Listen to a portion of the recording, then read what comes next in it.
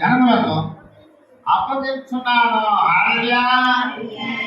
అంటే నాకు పక్కన ఉండాలని కోరుకుంటున్నాను. పట్టాలి.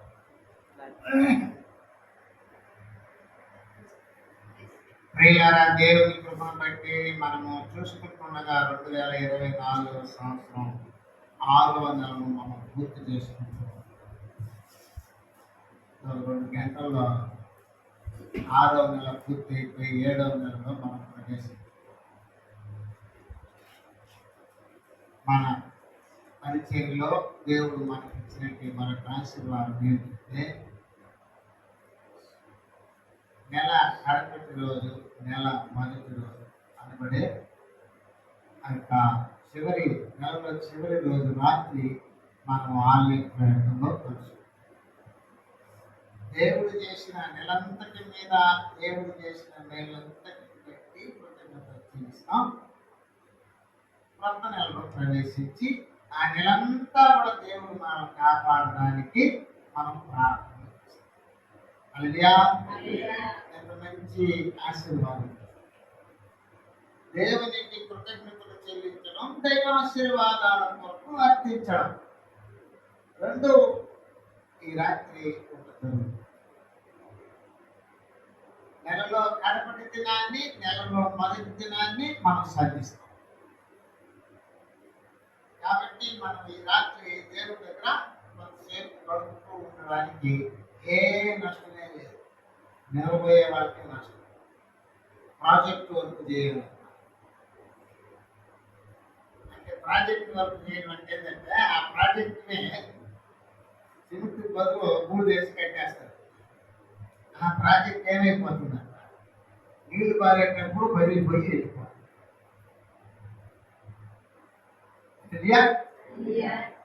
ఏది రమ్యమైనదో, ఏది ఖ్యాతి కలిగినదో, ఏది మనకు గొప్పదిగా ఉంటుందో దాని మీదే మనం దృష్టి పెట్టాలని పిలుపు పత్రిక 4వ అధ్యాయం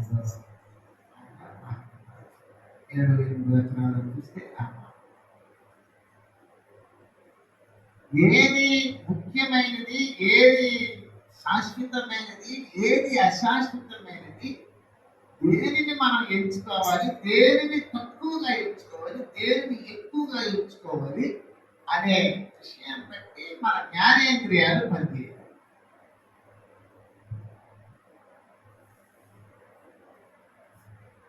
ఇలా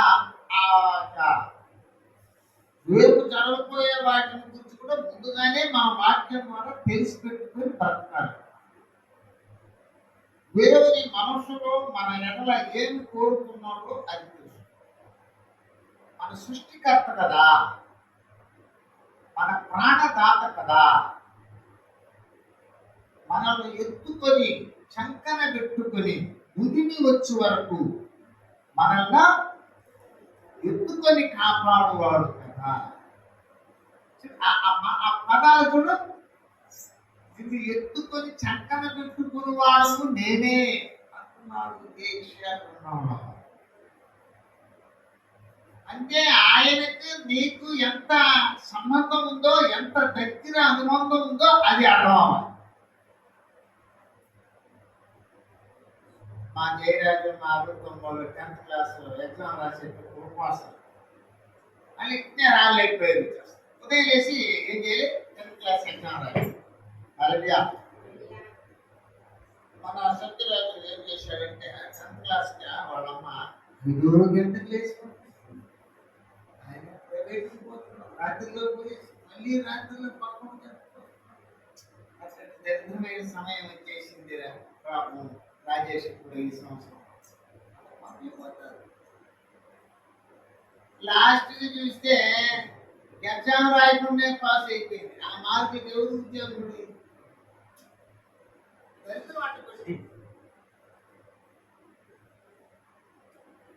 మా జయరాజున్నట్లు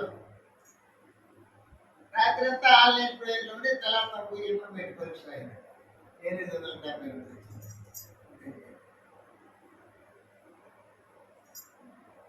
ఆయన ఎవరో ₹1,00,000 పెట్టి నెల్లూరు కాలేజీలో ఫస్ట్ ఇయర్ చేసినట్ట 240 వచ్చింది. హల్లెలూయా. చదువు అవసరం. అంటే దేవుని యొక్క దీవెన అంతకన్నా అవసరం.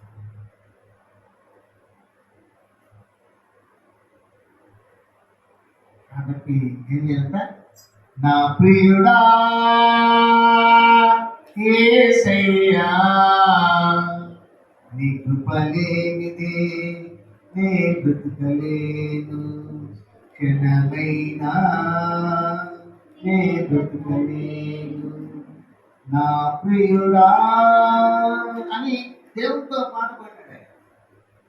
అంటే దేవుడితో చెప్పు, నీ కృప లేకుండా నేను ఒక క్షణం కూడా బ్రతుకులేనయ్యా అని ఆయనతో మాట్లాడుతున్నట్టే. ఆయన విషయాలు ఈయనకి ఎంత తెలిసినాయి. అలా ప్రతి క్రైస్తవుడు దేవుని కూర్చిన విషయాలు తెలుసు. దేవుని కూర్చిన విషయాలు తెలియలేదనుకో, అప్పుడు ఏమంటాం? ప్రాజెక్ట్ వర్క్ అంటాము, గురి భావాలు అంటాము, ఎవరి భావాలు అంటాము.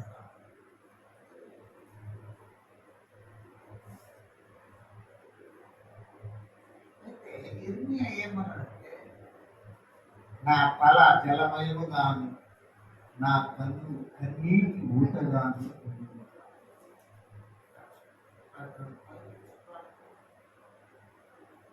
యేసయ్య ఏం చేశాడంటే, వెళ్ళి గెస్సేమని తోటలో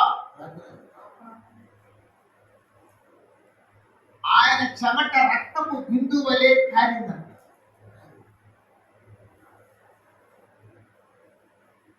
ఎందుకు ప్రార్థన చేశాడు?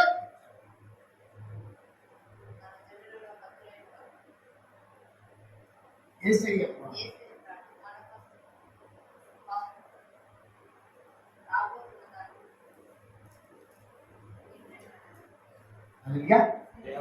తన్ను మరణము నుండి రక్షింపగల వారికి ప్రార్థనలు, యాచనలు, కృతజ్ఞతాస్తుతులు చెల్లించుట వలన ఆయన అంగీకరించాడు. హెబ్రీ పత్రిక 5వ అధ్యాయం 7వ వచనం.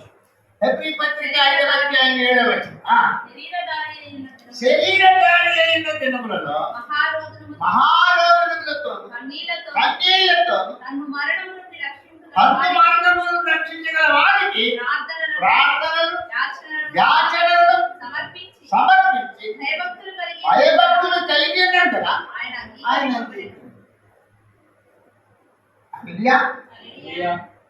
ఆయన ఏమని ప్రార్థన చేస్తాడంటే, తన్ను మరణం నుంచి రక్షించగలవారు.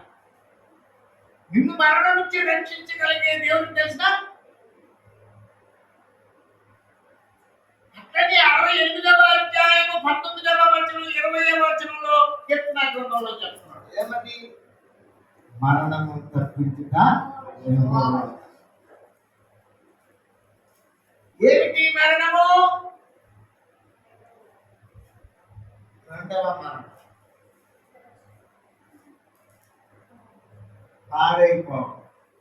పాడైపోవడాన్ని నుంచి కాపాడేది మొత్తం యేసే. అందుకే నశించుచున్న దానిని వెదకి రక్షించటకు మనుషున్నారు. వాస్తవంగా చెప్పాలి అంటే వాక్యంలో చెప్పబడుతున్న మాటను బట్టి మనం చూస్తే మనకి ఏం కావాలో మనకు తెలియదు. రేపు ఏమి జరుగుతుందో మనకు తెలియదు. మనకి ఏం కావాలో మనకు తెలియదు. రేపు ఏం కావాలో మనకు తెలియదు. రేపు ఏమి జరుగుతుందో కూడా మనకు తెలియదు. మనకన్నా ముందుగా మన విషయాల గురించి శ్రద్ధ తీసుకొని అన్నిటినీ సరిచేసి కనిపెట్టి మనకు అందుబాటులోకి ఇచ్చేవాడు దేవుడు. ఆయన విషయంలోకి వచ్చేటప్పుడు మనం ఏం చేస్తాం కృష్ణ? ప్రాజెక్టు వర్క్ చేయాలి, ఫామ్ వర్క్ రాయాలి, దేవుడికి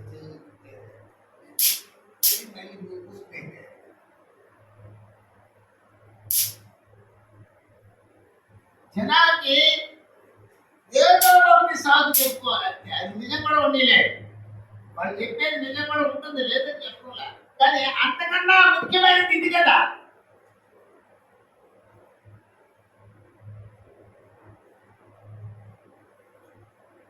నీకు ఉద్యోగం ఉన్నది, నీకు రక్షణ లేదు అన్నాడా? నీకు డబ్బు ఉండాలి, నీకు పాపం రాదు అని అన్నాడా ప్రభు? ఎవరైనా అంటే రాజు అయినా అధికారి అయినా తప్పించుకుందువా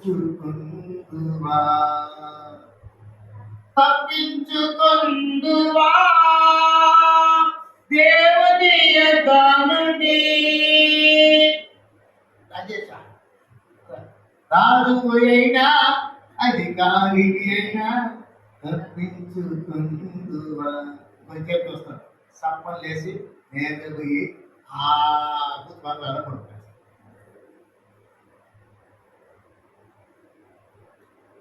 అంటే మనము దాన్ని గ్రహించగలగాలి.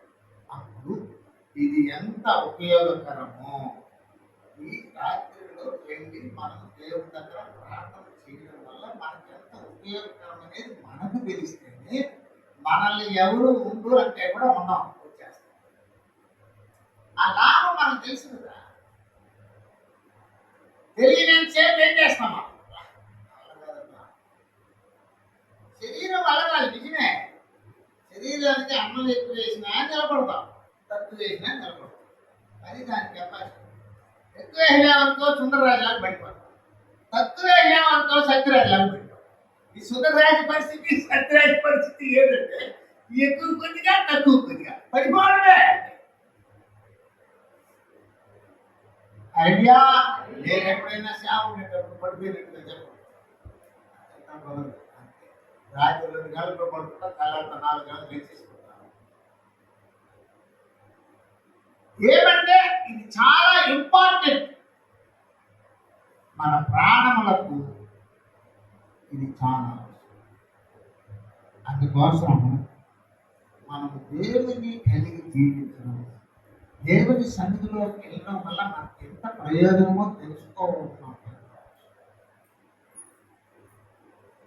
కొంతమంది అంటారు, అమ్మ ఇంకోమ్మా నీకు పేరుగా మేము తలాలు పైకి పోవాలమ్మా, నీ ల్యాప్టాప్ ఉంటే పోతాం కాబట్టి మేము పైకి వెళ్ళిపోతాం, మేము పోయిన తలాలు వేసిపోతాం. ఆయన పనికి పోతానే ఉంటాడు, నువ్వు తింటానే ఉంటావు. దీవెన ఆయన రాదు. వచ్చినట్టుంటే చెప్పండి, మా ఇంట్లో వాళ్ళు పని చేసి నేను వస్తాను. రాదు. నువ్వు గాలి పీలిస్తే వాళ్ళు బతుకుతారా? నువ్వు తింటే వాళ్ళకి ఆకలి తిరిగిపోతుందా? నువ్వు స్నానం చేసుకుంటే వాళ్ళకి దొరికిపోతుందా? ఏమవుతుంది? వాళ్ళ ఆకలి తీర్చుకోలేదని వాళ్ళు పూజించాలి, వాళ్ళ దొరికిపోతుందని వాళ్ళు స్నానం చేయాలి, వాళ్ళు పెట్టుకుంటారంటే వాళ్ళు నీళ్ళు తాగాలి, వాళ్ళు గాలి పీల్చాలి. ప్రతి వారికి అదే మరి. చిన్న బిడ్డ కాడి నుంచి చనిపోయాడని సిద్ధంగా ఉన్న వయసు వెళ్ళిన వాళ్ళు కూడా ప్రతివాడు తన బదువును తానే మోయవలెను. ఆ బ్రహ్మ నా బిడ్డ పాపాలు నా పాపాలు నా మీదే మోపేట ఇంకొకరు పాపాలు నువ్వు మోపుకోవాలంటే నీకు అర్హత ఉంటాయి.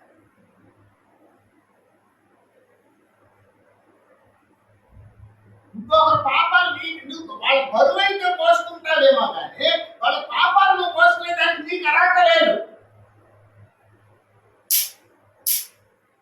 నీ భారత యెహోవా మీద మోపము, ఆయనే ఆదుకును. యేసయ్యను ప్రయాసపడి భారము మోసుకొనుచున్న సమస్త జనులారా నా ఎద్దకు రండి, మీ భారాల దిక్కు పెట్టండి, నా భారం ఆయన భారం ఏం తెలిసిన భారం. మనం ఎవరి భారాలు పోయలేము, సలహాలు ఇవ్వగలుగుతాం అంతే. మీకు వచ్చే శాపాన్ని నేను తొలగించలేను, మీకు వచ్చే నష్టాన్ని నేను కూర్చలేను. అయితే అన్ని చేయగలిగిన వాడు ఆయన.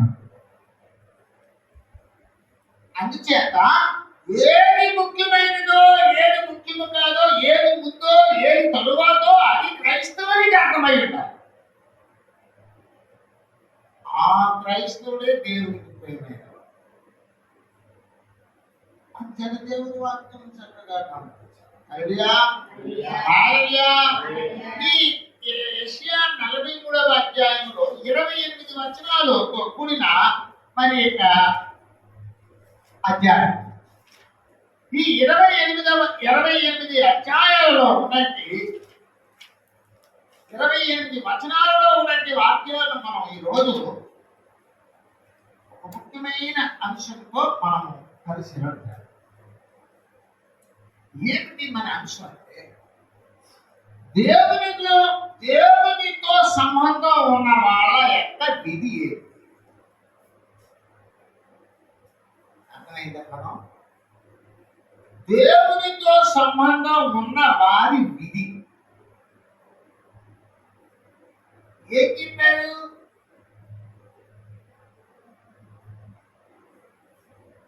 ప్రసంగి 12 లాస్ట్ వచనంలో ఏం చెప్పారు చూడండి. 12:13 ప్రసంగి 12:13 ఇదంతయు తేలిన తర్వాత తేలిన పదార్థం ఇదే, ఫలితార్థం ఇదే. దేవుని యొక్క భయభక్తులు కలిగి ఉండి ఆయన కట్టడలను అనుసరింపబడేది. ఇది ఏ విధి? ఆయన అన్ని పరిశీలన చేసిన తర్వాత ఆయనకి తేలిన ఫలితార్థం అదే, తేలిన ఆన్సర్. ఏమిటి ఆన్సర్ అంటే ఆయన దొరకలేని భయభక్తులు జరిగి ఆయన ఆత్మను అనుసరించి. ఇదే మానవ కోరిక. అన్ని పరిశీలన చేసేనాడు. బంగారు కిరీటాలు పెట్టాడు, సింహాసనం పెట్టుకున్నాడు, 1000 మంది భార్యలు కట్టుకున్నాడు, తిన్నాడు, తాగినాడు, కందనాలు ఆడాడు. అన్ని అయిపోయిన తర్వాత లాట్లాడు ఇదంతా కాదు, దీంట్లో ఏం లేదు. ఆ మానవ కోరిక విధి ఏం చేసిన వాక్యాన్ని సంపాదించు. అలాగా దేవునితో సంబంధం ఉన్న వారి యొక్క విధి, దేవునితో సంబంధం ఉన్న వారి యొక్క విధులు లేదా విధి ఏం చేసిన ఈ యొక్క యెషయా గ్రంథంలో చెప్పబడుతుంది. నీవు దేవునితో సంబంధం ఉన్న బిడ్డగా నీకు చలామణి అవుతున్నావు.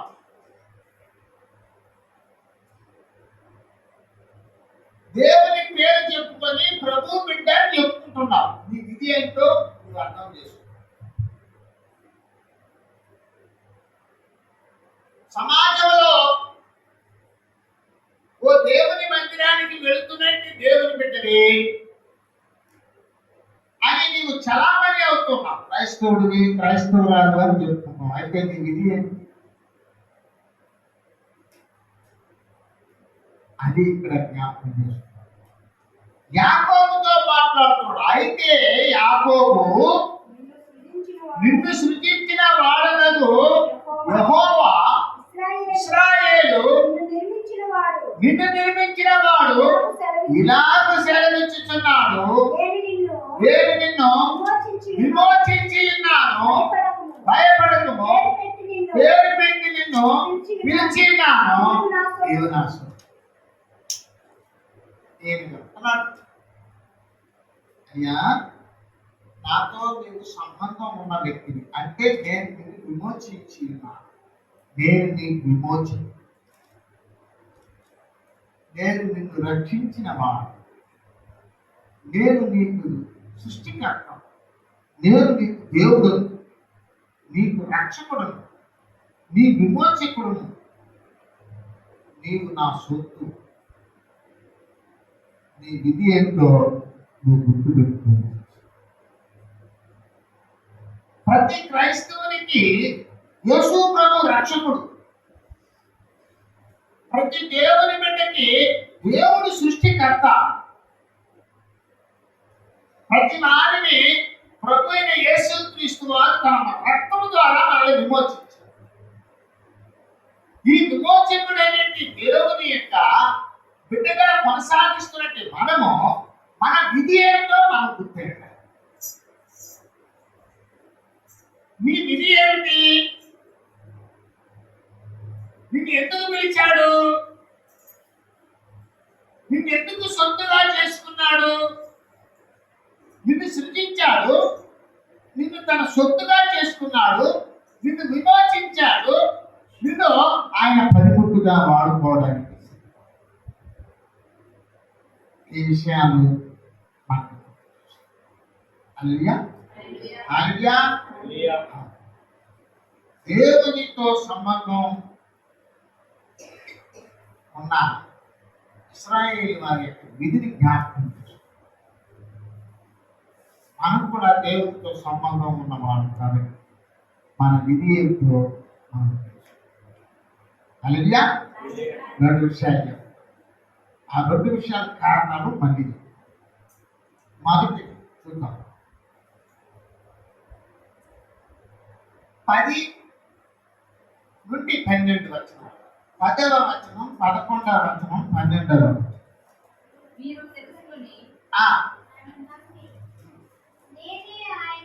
నేనే ఆయనని గ్రహించినట్టు నేను నా సేవకుడును నాకు సాక్షులు. నాకు ముందుగా ఏ దేవుడును లేదు, నిర్మింపబడలేదు. ఆ తర్వాత ఏ దేవుడును నేను ఏ దేవుడు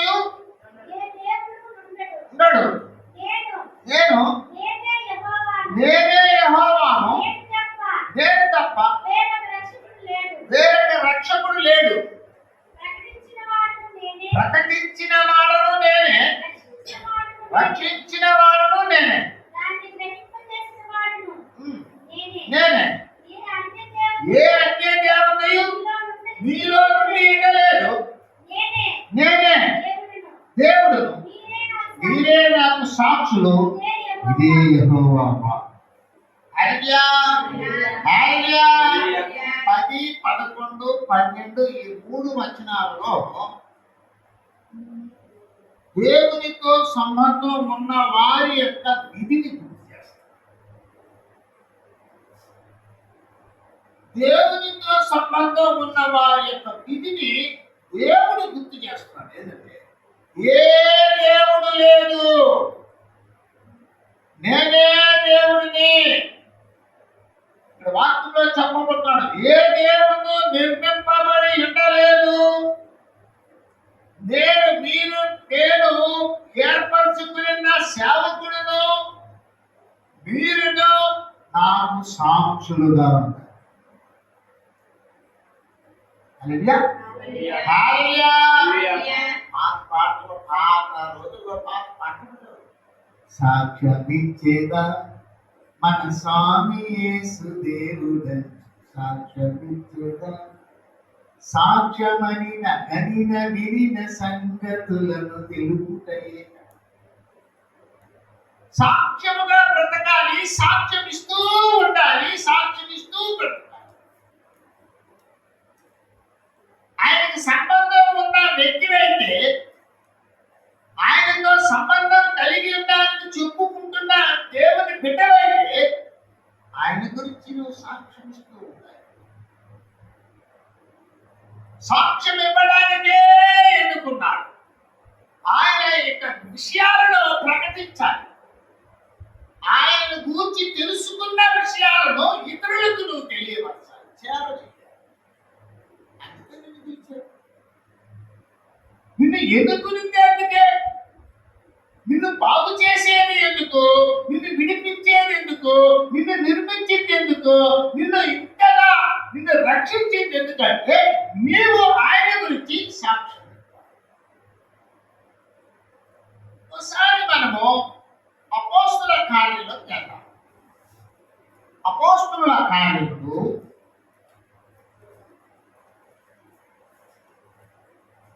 26వ అధ్యాయం 26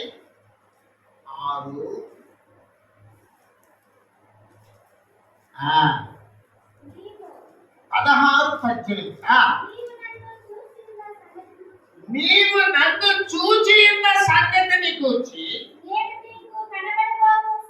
నేను నీకు కనబడబోవు సంగతిని గూర్చి, నిన్ను పరిచారకునిగాను సాక్షినిగాను నియమించుటకై కనబడ్డాను.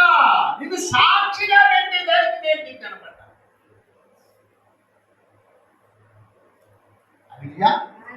హల్లెలూయా. సాక్ష్యం ఇవ్వడానికి మనల్ని దర్శించాడు. మనము ఆయన నిజమైన దేవుడు అని, మనము ఆయనలో జీవిస్తున్నామని, ఆయన ద్వారా మనం తెలుసుకున్న సంగతులను బట్టి ఇతరులకు సాక్ష్యం. ప్రతి క్రైస్తవుడు చర్చి విధంగా పూర్తిగా తెలుసుకొని ఆయనను నీవు నమ్మి ఆయనను తెలుసుకొని ఆయన కొరకు సాక్ష్యం. చాలా మందికి సాక్ష్యం ఇవ్వడానికి తెలియదు. ఏం చెప్తుంటారంటే కష్టాలన్నీ తీరిపోతుంది చెప్పండి. కష్టాలన్నీ తీరిపోతుంది, ఆధారాలు లేని విషయాలు చెప్పవు. ఆధారాలతో కూడినగా చెప్పాలి సాక్ష్యం. నీవు దేవునికి సాక్షివై ఉండాలి. నీ విధి ఏంటి? దేవునికి సాక్షి అయి ఉండాలి. ఒకసారి కీర్తన చూద్దాం. 140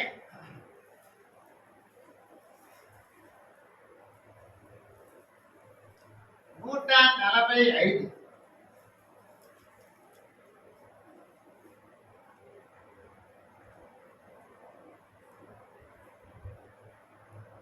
ఆరు 7 వచనాలు. నీ భీకర కార్యములు విక్రమములు మనుషులు వివరించెదరు. నేను నీ మహత్యమును వర్ణించెదను.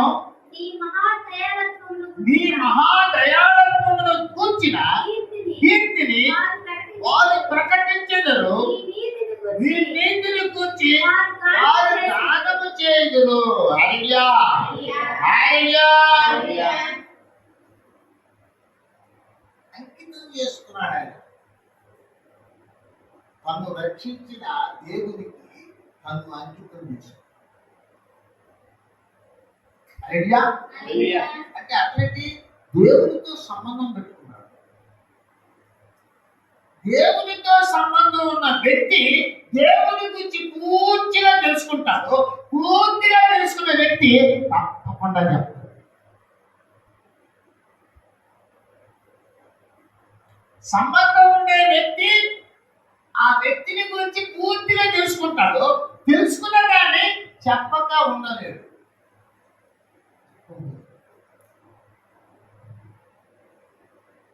ఇలా అంకితం చేసుకునే వ్యక్తి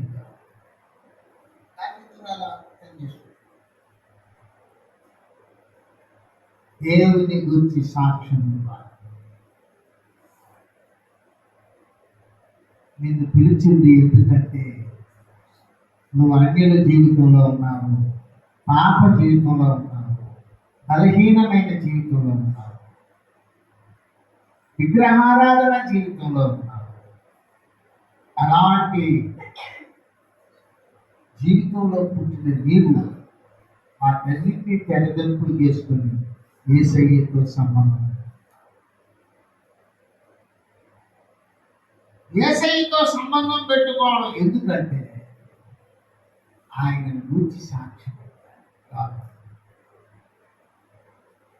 ఆయన గురించి సాక్ష్యం ఇవ్వకుండా నీవు ఊరికే ఉత్తుగా ఉన్నావంటే నీకు ఆయన గురించి తెలియదు. అలాగే ఆయన గురించి ఎవరికైతే తెలుస్తుందో వాళ్ళు విపులంగా ఇతరులకి చెప్పారు. తెలియని వాళ్ళు ఏం చేస్తుంటారనే ఎదాలు మూసుకొని సైలెన్స్.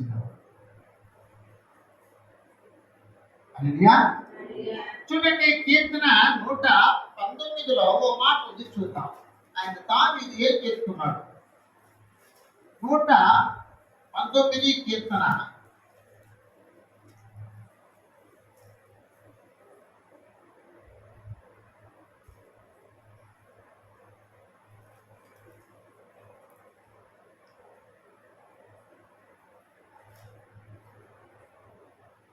60వ నీ ఆజ్ఞలను అనుసరించుటకు నేను జాగు చేయక త్వరపడితిని. హల్లెలూయా. చూడండి, నేను నీ ఆజ్ఞలను అనుసరించడానికి నేను ఆలస్యం చేయలేదు. నేను దాని ప్రకారముగా నేనేం చెప్తున్నాను, నడవడానికి సిద్ధంగా. తెలుసుకున్న వ్యక్తి నడుస్తాడు, తెలియని వ్యక్తి దారి తప్పి. నాకు టైం లేదు, నా వల్ల కాదు, నాకు పని ఉండాలి, ఇదంతా ఏంటంటే చేత కాని. ప్రభువుని గురించి తెలుసుకునేదానికి అలగాల. ఒక తెలుసుకున్న చెప్పడానికి పూర్తిగా తెలుసుకున్న అనుభవం లేదు. కొద్దిగా గొప్ప తెలుసుకుంటుంది విడివిడి భక్తి. అయితే కీర్తనకారుడు, నేను దేవుని గురించి తెలుసుకున్న నడవడానికి నేను ఆలస్యం చేయలేదు. ప్రభు అంటున్నాడు, ఏ దేవుడు లేదు, నేనే దేవుడు, మీరే నా సాక్షి, నా సేవకు నా సాక్షి, మీరు నా సాక్షి. ఆయనలో సంబంధం ఉన్న వ్యక్తులు నిజమైతే సాక్ష్యం ఇచ్చుకున్నారు. రెండవదిగా చెప్తున్నాను, చూడండి 21వ నా నిమిత్తము నేను నిర్మించిన జనులు నా స్తోత్రమును ప్రచురము చేయుదురు.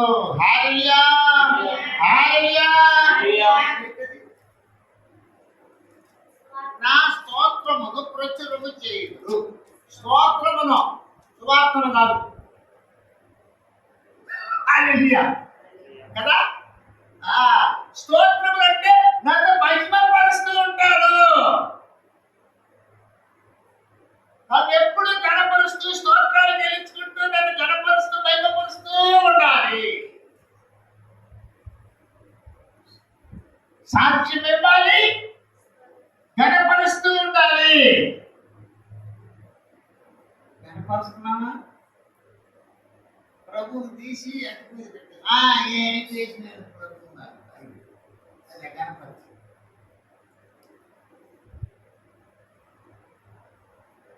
ఐడియా. ఒక ఆయనకి 3వ పెళ్లి చేసుకోమని దేవుడు చెప్పేశాడట. ఇది ఎట్లా? ఎన్నో పెళ్ళి ఏమంటే పిల్లలు లేరంట.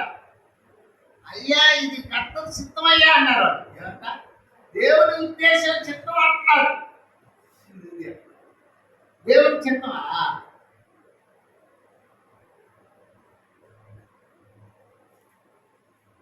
ప్రతివానికి సొంత భార్య, సొంత సంఘంలోకి వెళ్ళి మా పుస్తకాలు తీసుకొని, పిల్లలు తీసుకొని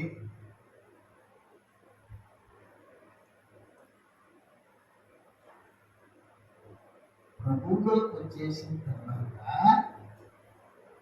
భక్తిగా బ్రతుకోవడం సాక్ష్యం. దేవునికి స్తోత్రాలు ప్రచురం. దేవునికి స్తోత్రం. నా జీవితాన్ని మార్చినాడు. దేవునికి స్తోత్రం. నా జీవితంలో గొప్ప ఇదే సాక్ష్యం ఇస్తూ ఉండాలి. ఆయన గణపరుస్తుంది. ఆయన కీర్తి దూర దేశంలోకి వెళ్ళిపోవాలి.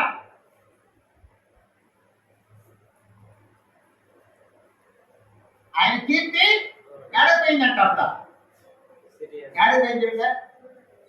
4వ అధ్యాయము 25వ వచనం మత్తయి సువార్త ఉండాలి. అయితే కీర్తి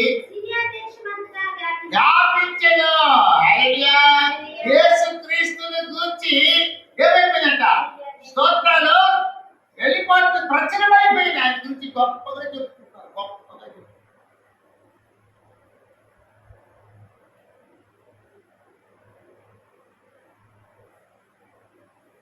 దేవుని గురించి ఎప్పుడు స్తోత్రాలు చెప్పు.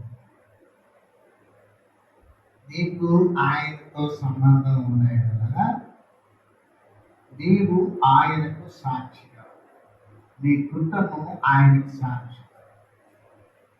నీకు ఆయనతో సంబంధం ఉన్నాయి కదా, నీవు ఆయన స్తోత్రాలను ప్రచురిస్తుంది, ఆయన స్తోత్రాలను కనపరుచుకుంటూ కీర్తి దూర దేశంలో వరకు తీసుకుంటాం.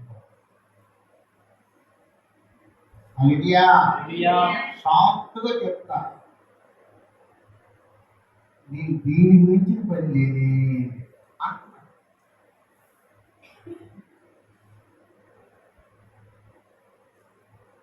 ఒక ఆవును పట్టుకున్నావు, దానికి మడక కట్టావు, నాకు పని ఉండదు, నేను అన్నాను. అది అనిందంట, ఏం చేస్తాను,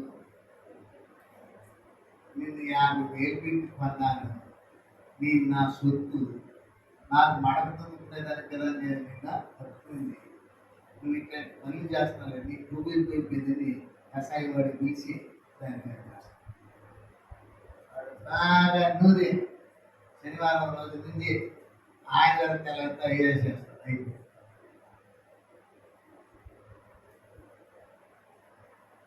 హల్లెలూయా. ఇప్పుడు ఆయన ఏమన్నారు చూడండి, 43:1.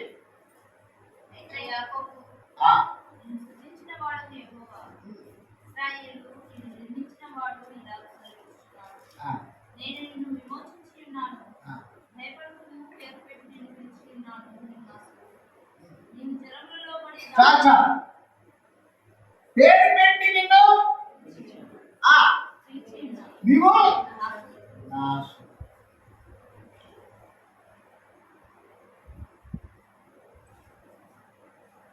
మొదటి కొరింథీ పత్రిక 6వ అధ్యాయము 19వ వచనాలకు కదా, అక్కడ పౌలు గారు ప్రభువు అనుగ్రహింపబడి ఉన్నదని మీరు ఎరుగరా,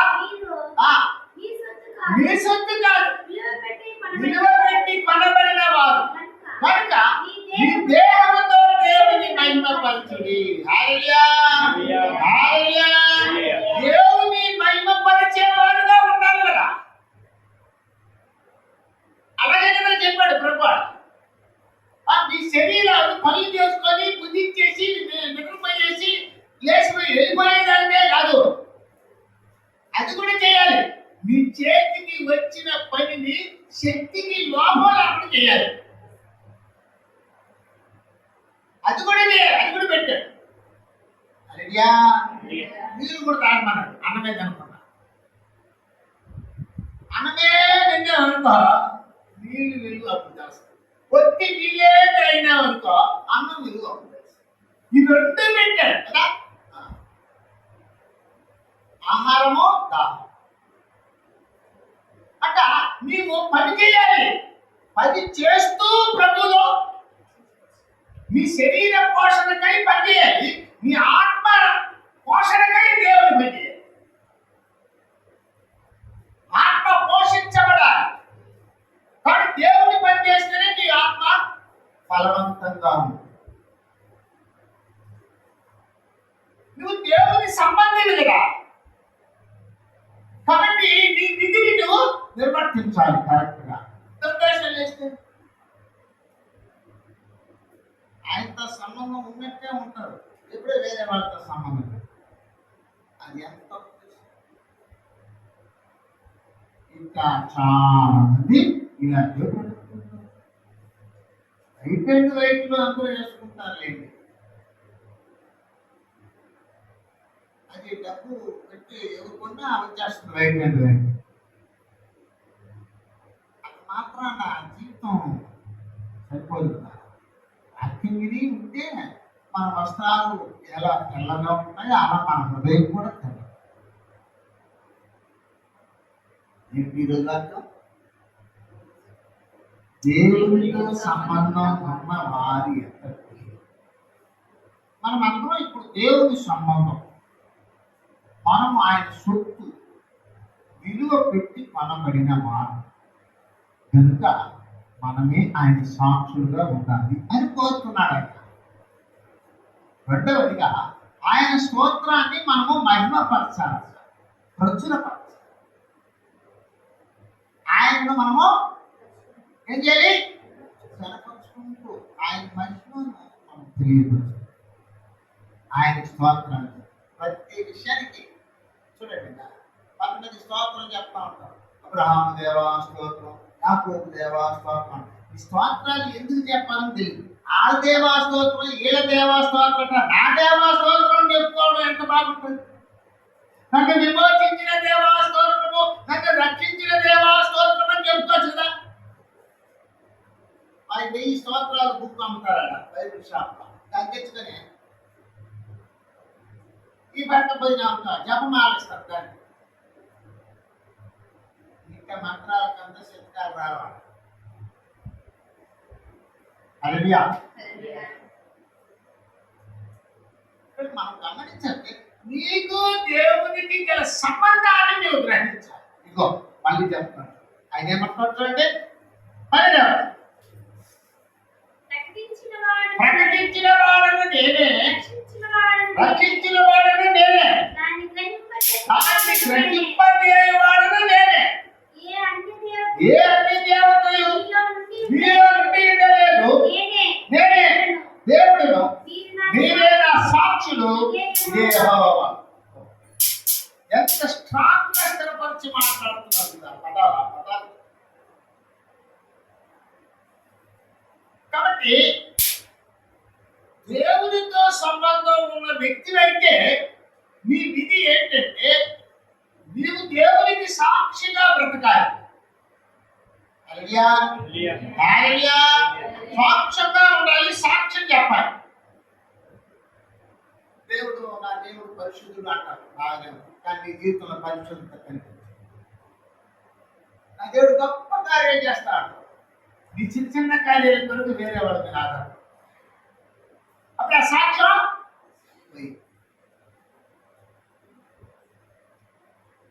అందుకోసమే ఒక అద్భుత కార్యాన్ని చూసి నమ్మేదానికన్నా ఒక ఆశ్చర్యకరమైన దేవుని సంగతులను మన కళ్ళతో చూడాలి. దావీదు అదే కోరాడు. 119:18 ఏం కోరాడో చూడండి. కీర్తన 119:18. నీ ఆశ్చర్యకరమైన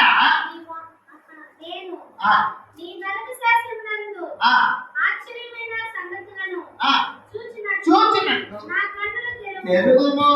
హల్లెలూయా. మనోనేత్రాలతో దేవుని వాక్యంలో ఉన్న విషయాలు చూడగలిగితే నిజంగానే నీ విధిని చక్కగా చేస్తావు.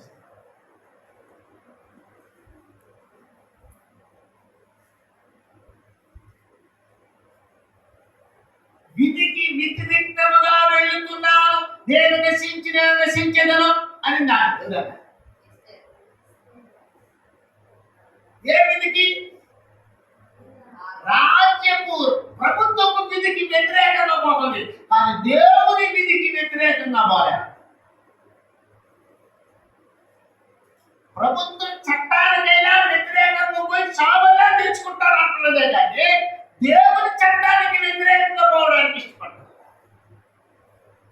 శత్రువు, మేషకు, అబేద్నెగోను, దానియేలును ప్రభుత్వానికి వ్యతిరేకంగానే నిలబడి ప్రాణం మీద తెచ్చుకున్నారు, కానీ దేవునికి వ్యతిరేకంగా చేయడానికి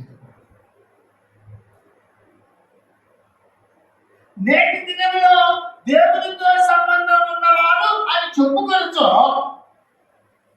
ప్రభుత్వానికి అనుకూలంగా వెళ్ళిపోతారు, కానీ దేవునికి అనుకూలంగా వెళ్ళడానికి వీరుగా.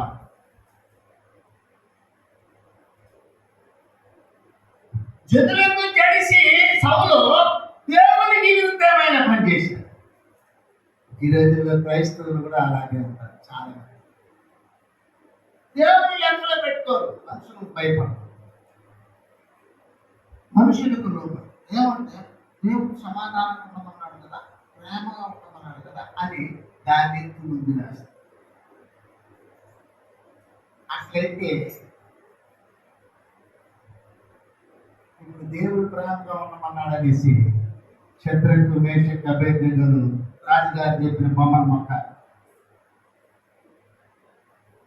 దానియేలు రాజుగారి బొమ్మను మొక్క అవన్నీ చేయలేదు. వారి విధి ఏంటి? దేవుని స్తోత్రమును రచన.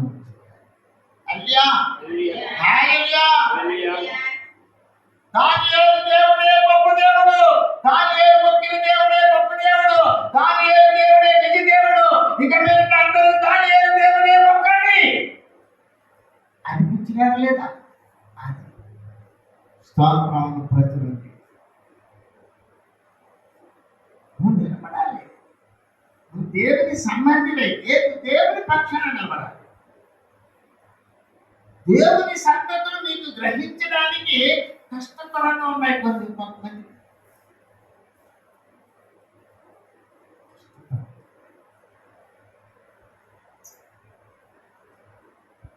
అందుకోసం ప్రభు వాక్యంలో మనకు ఉన్నారు.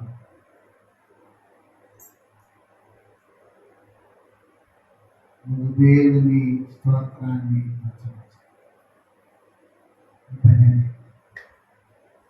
నిన్ను పుట్టించిన దేవుడు, నిన్ను నిర్మించిన దేవుడు అన్నాడు, నిన్ను సృజించిన దేవుడు అన్నాడు. మనకి ఏది ముఖ్యమో, ఏది శాశ్వతమో, ఏది నిలకడైనదో, ఏది దృశ్యమైనదో, ఏది అదృశ్యమైనదో, ఏది శాశ్వతమైనదో, ఏది అశాశ్వతమైనదో ఇది మనకు ప్రకటించుకోవాలి. వాళ్ళే నిజమైన దేవుని సంబంధులు అని అర్థం. తెలుసుకోని వాళ్ళందరూ కూడా ప్లేట్ నిర్ణయించారు. కొన్ని రోజులు అల్లి స్తోత్రం ఆమె నల్లి అంటారు, ఆ తర్వాత మా ఇంటి అని చెప్పి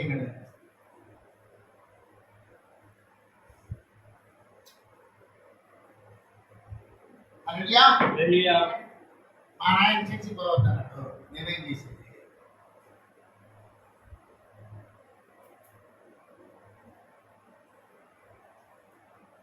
ఆ పాస్టర్ గారా నన్నే వచ్చినాడు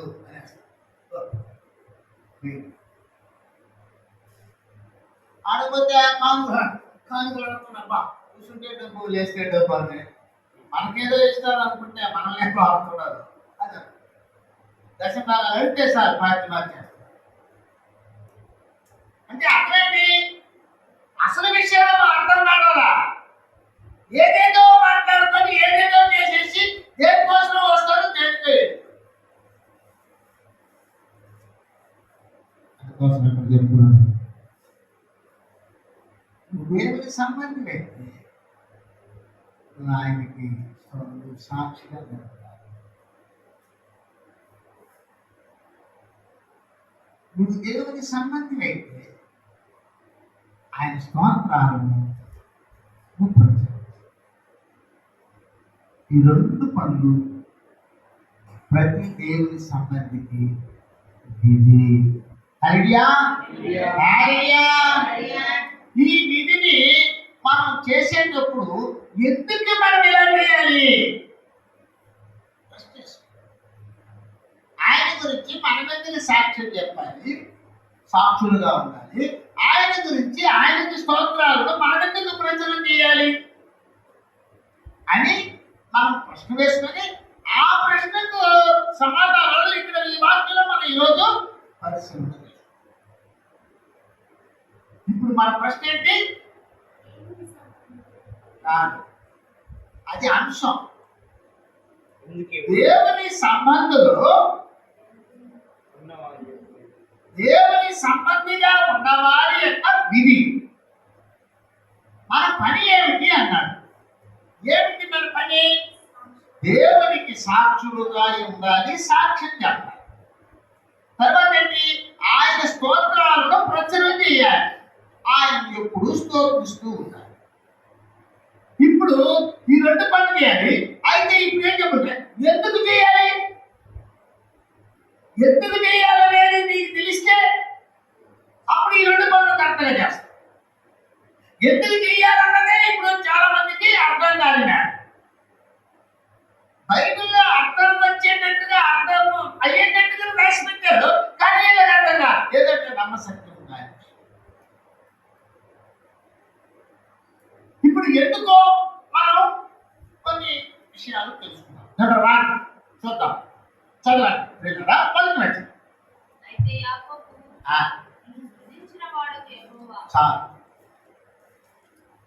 ఎందుకు చేయాలి?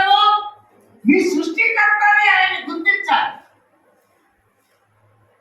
ఆయన మీ సృష్టికర్త చెప్తున్నాడు, నిన్ను గుర్తించడానికి నేనయ్యా. దేవుడు మనల్ని గుర్తించాడు అనే విషయాన్ని మనము గ్రహిస్తేనే మనము సాక్షులుగా నిలబడతాం. ఆయన మనల్ని గుర్తించాడు కాబట్టి ఆయన స్తోత్రాలను ప్రచురం చేస్తాం. స్వార్థం ఏంటంటే ఏమంటారు? పాస్టర్ గారు ముఖ్యమైన పని ఉంది, ఇప్పుడు వస్తాం లేదు, మేము అనుకోవాలి. ఇప్పుడు వస్తానంట, అప్పుడు నేను అక్కడ నేను ఏమనుకోకూడదు. నేను ఎందుకు అనుకుంటానండి? నాకే ఆయన అనుకునేనా? ఆయన గాలి ఇచ్చాడు, ఆయన నిర్మించాడు, ఆయన సృష్టించిన దేవుడు, ఆయన నువ్వు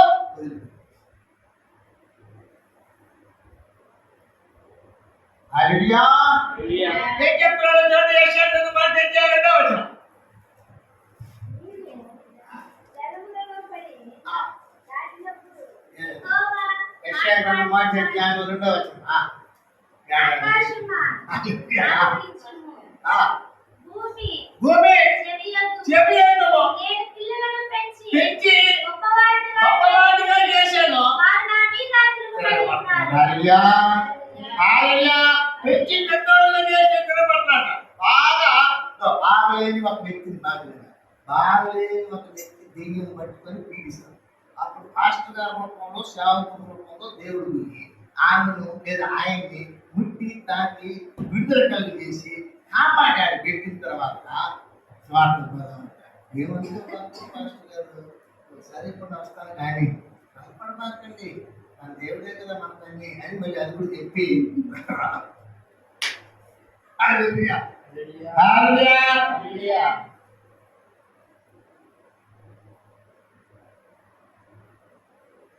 పాస్టర్ గారు ఉన్నట్టుండి వాళ్ళ ఇంటికాడికి ఒక అయ్యో రాక వచ్చేసారు. పాస్టర్ గారు ఎంత తెచ్చింది ఏమి లేదు, ఇంట్లో ఒక్క వస్తువు లేదా. ఇంకేమన్నా చెప్ప ఆయన ఇంకేం తెలుస్తుంది చెప్ప.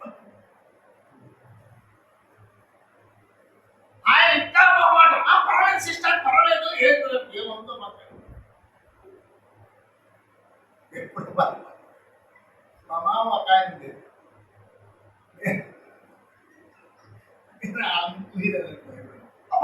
మా కొడుకు వచ్చేసాడు, సినిమా యాక్టర్ లాగా ఉంటాడు. నేను అర్జెంట్ పనిగా ఇప్పుడే బయలుదేరేస్తున్నా, మధ్యాహ్నం పాపం ఆడుతుంటాడేమో. సరే నేను వెళ్ళినట్టు మీ సినిమా ఇంటికి వెళ్ళి ఆడుకు వచ్చేసి ముఖ్యమైన పని అంటాడు. సరే సరే సరే మీరు వెళ్ళండి. అది వెళ్ళిపోయిన తర్వాత నా పరిస్థితి నేను ఆడకపోవాలో నాకే తెలియదు. అన్నం పెట్టిన ఎట్లా వాడు ఏమన్నాడంట, ఇంగ్లీష్ అన్నాడు.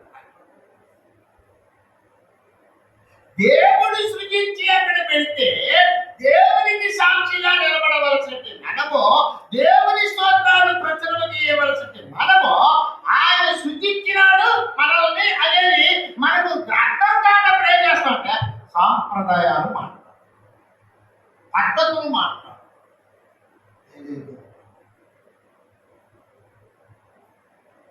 అని చెప్పారు. మనం ఎందుకు ఆయన సాక్షిగా నిలబడాలి, మనం ఎందుకు ఆయన స్తోత్రాలు ప్రచురణ చేయాలంటే ఆయన మన సృష్టికర్త. ఇది అర్థం అవ్వాలి.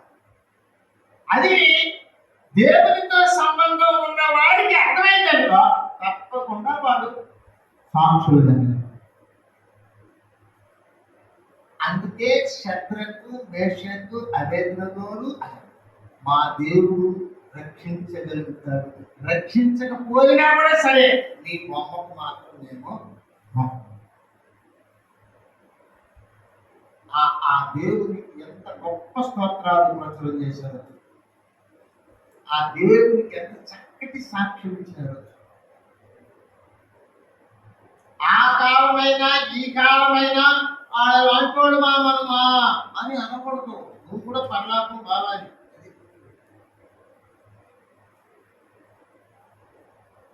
నలభై దినాలు ఉపవాసం ఉన్నాడు యేసు ప్రభు అంటే ఈ సేవకుడు అలా వాక్యం చెప్తా ఆయన యేసు ప్రభు ఆయన ఉంటాడు, మనం ఎలా ఉంటాము. అప్పుడు తిన్న ఉప్పు బియ్యాలు మనం ఇప్పుడు తింటున్నావా? అందరికీ రోగాలు, బీపీ, షుగర్లు. ఇంకేడుంటే ఈ పాస్టర్లు ఊరికే తలదింటారు ఉపవాసాలు అనేస్తారు. వాళ్ళకి సపోర్ట్ చేసేవాళ్ళు చాలా మంది అవిశ్వాసం. అందుకే వాళ్ళ సంబంధం తెగిపోతుంది. కొన్నాళ్ళు దేవుళ్ళు ఉంటారు, తర్వాత బలహీనలు.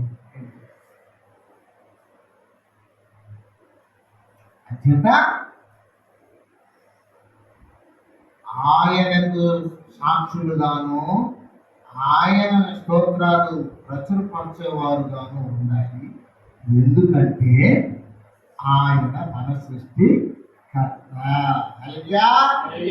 ఇది మనం గుర్తు చేసుకోవాలి. రెండోది చూద్దాం. 43:1 అయితే యాకోబు యెహోవా ఇశ్రాయేలు సెలవిచ్చుచున్నాడు, నేను విమోచించి ఉన్నాను. సృజించినాడు, ఇప్పుడు ఏం చేస్తున్నాడు? విమోచించినాడు. ఎక్కడి నుంచి విమోచించినాడు? ఇశ్రాయేలు ఎక్కడి నుంచి విమోచించినాడు? ఐగుప్తులో నుంచి విమోచించాడు. మనల్ని ఎక్కడి నుంచి విమోచించాడు? పాపములో నుంచి విమోచించాడు. చూద్దాం.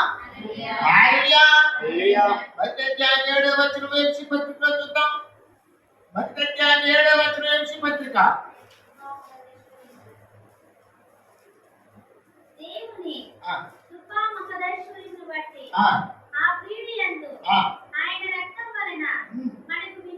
విమోచనను కలిగజేశాడు. వాళ్ళకి ఏదైతే చేశాడో అదే మనం కూడా చేశాడు. వాళ్ళని ఏదైతే చెయ్యమని కోరుతున్నాడో అదే మనం కూడా చేయమని కోరుతున్నాడు.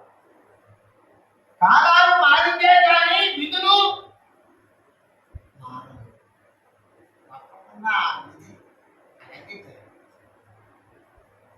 తెలుసుకోవాలి. మనం తెలుసుకున్నప్పుడు సరే 2000 సంవత్సరాల ముందు వాడు గొప్పవాళ్ళు అనుకోరు. మనం ఇప్పుడు గొప్పవాళ్ళం, ఎందుకంటే మనకు యేసు ప్రభు ఉన్నారు. వాళ్ళకి లేదు అనుకుంటున్నారు. వాళ్ళు ఎన్ని తిప్పట్లు పడ్డారు తెలిసిన 40 సంవత్సరాలు నడిచినారు. అట్లా నడుస్తున్నాం. వాళ్ళు 20 సంవత్సరాలు దాటారు. అలాంటి కఠినమైన పరిస్థితులు మనం ఎదుర్కొంటున్నాం. అలాగే అన్నం లేకపోతే ఆకాశం వచ్చి మందాలు చూపించారు.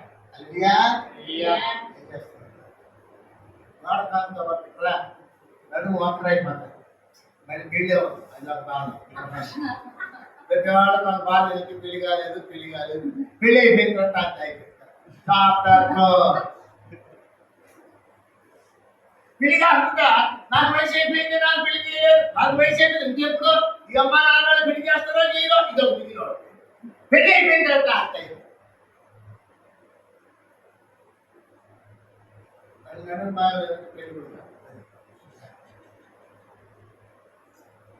అన్నా గట్టిగా చేశాడు కదా, వాళ్ళు తెలుపుకొని తింటున్నారు మాంసాలు. మనం ఏమించి మనం ఏమన్నాడండి? విమోచకుడు, నేను నిన్ను విమోచించిన వాడను. 14వ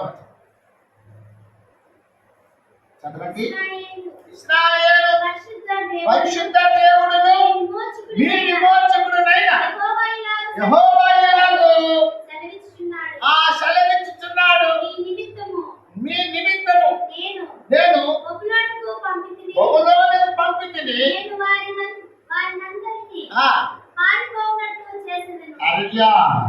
హల్లెలూయా. విమోచించాడు.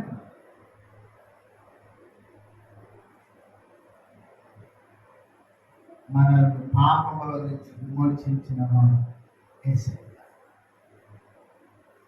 కాబట్టి ఆయన నీ సృష్టికర్త అనేది నీకు అర్థం అవ్వాలి. ఆయన నీ విమోచకుడు అనేది నీకు గ్రహించాలి. అట్లా జరిగినప్పుడు వెంటనే ఆయనకు సాక్షిగా ఆయన స్తోత్రాలను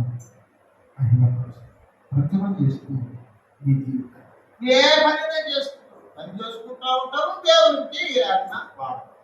నీ శరీరాన్ని పోషించుకుంటావు. నీ ఆత్మను పోషించుకోవాలి. ఆత్మను బలపరుచుకోవాలంటే తప్పకుండా ఈ విధి నెరవేర్చాలి. శరీరాన్ని పోషించుకోవాలంటే తప్పకుండా పని చేయాల్సిందే. ఏదో పని చేసి పొట్ట పోసుకుంటూ దేవుని యొక్క వాక్యానుసారంగా జీవించి ఆత్మను పోషించు. రెండు పెట్టాడు. అందుకే ఆత్మకును శరీరముకును కలిగిన సమస్త కల్మషముల నుండి మనము పవిత్రులుగా చేస్తాం. కాబట్టి ఆయన మన విమోచకుడని మనము అలాంటప్పుడే మనం ఏదైనా చేయగలుగుతామని ప్రభు వాక్యంలో అలా మూడవదిగా చూద్దాం. ఎందుకంటే మనం మూడవదిగా చూస్తున్నాం. మూడవ వచనం, నేను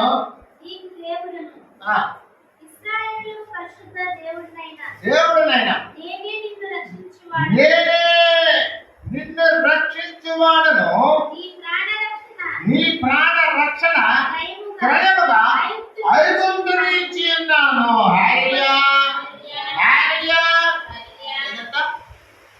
ఆయనే మన రక్షణ.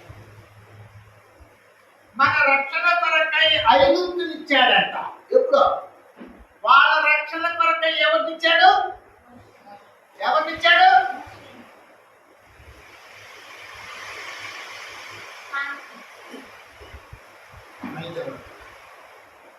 దారిద్ర్యం పోయిందా? విశ్వాసం అన్నమాట.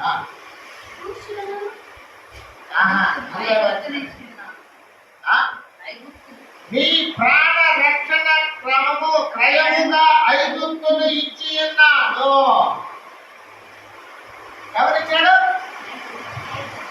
నిజమేనా?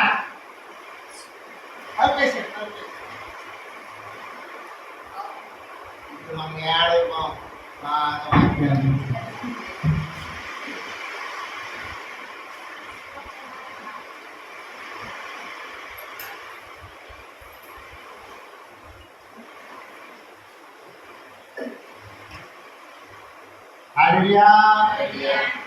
ఏమి ఇచ్చినాడండి? బాగా ముందు వచ్చి కూర్చోండి. వెళ్ళిపోతాడు ఆయన.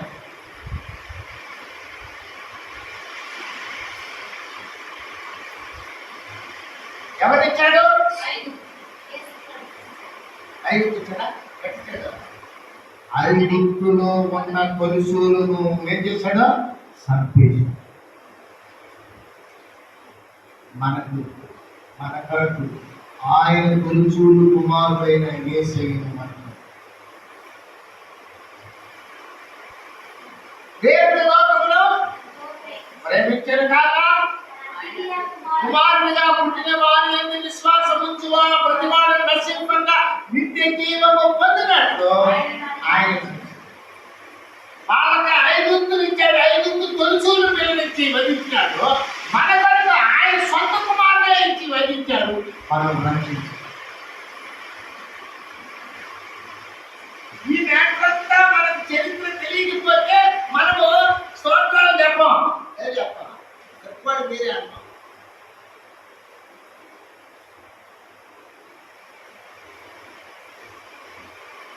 దేవునికి మనకు ఉన్న సంబంధం మనకు తెలిస్తేనే మనము ఆయన మనకి ఇచ్చిన విధిని మనం చేస్తాం.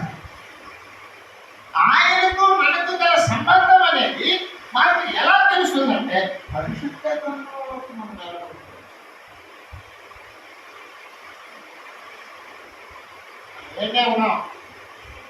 అధ్యాయంలోనే మనం పరిశీలన చేసుకుంటూ వస్తున్నాం. మనకి ఇచ్చినట్టు ఈ విషయాన్ని మనం బాగా తెలుసుకోవాలి.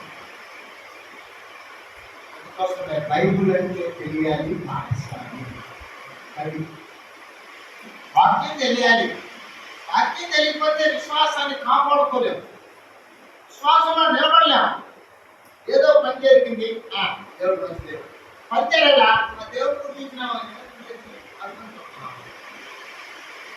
మనం పని కొరకే వచ్చేమే కానీ మనము దైవికమైన జీవితాన్ని పూర్తిగా లోతుగా దేవునికి మనకున్న సంబంధాన్ని తెలుసుకోవడానికి ఇష్టపడం. అందుకే చాలా మంది సంబంధం వాళ్ళు తెగిపోవాలి.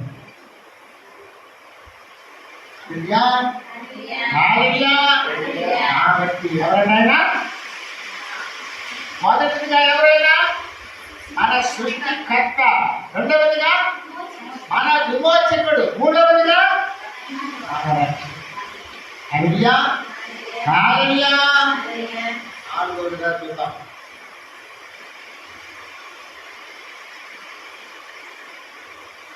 పదహైదవ వచనం.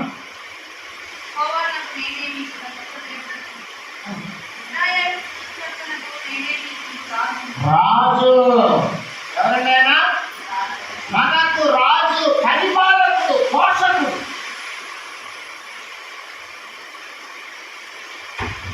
మనకు ఎవరంటైనా అడగండి. 3వ కీర్తన 3వ వచనం. 3వ కీర్తన 3వ వచనం.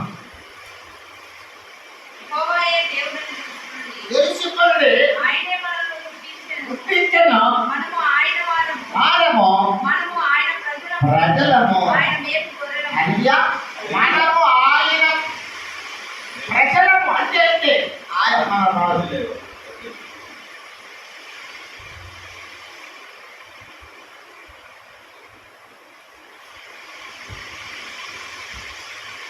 కీర్తన 29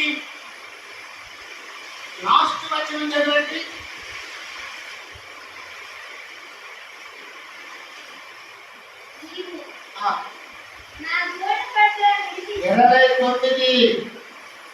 యెహోవా తన ప్రజలకు బలమును అనుగ్రహించును. యెహోవా తన ప్రజలకు సమాధానం కలుగజేసి తన ప్రజలకు అన్నాడు. పై వచనంలో చూడు, యెహోవా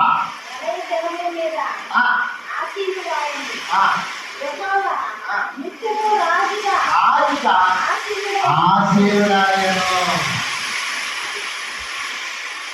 హల్లెలూయా, వేసేది ఎప్పుడు బాగా కడిగేస్తారు.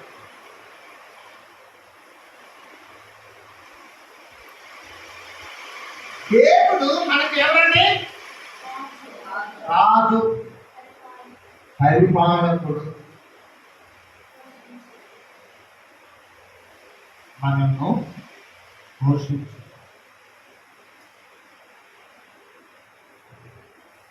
మన పుట్టారు, మన రాజు, మన ప్రభు. అందుకే యేసు ప్రభు ఏమంటారు? యేసు ప్రభువు అంటే కూడా రాజు అని అర్థం.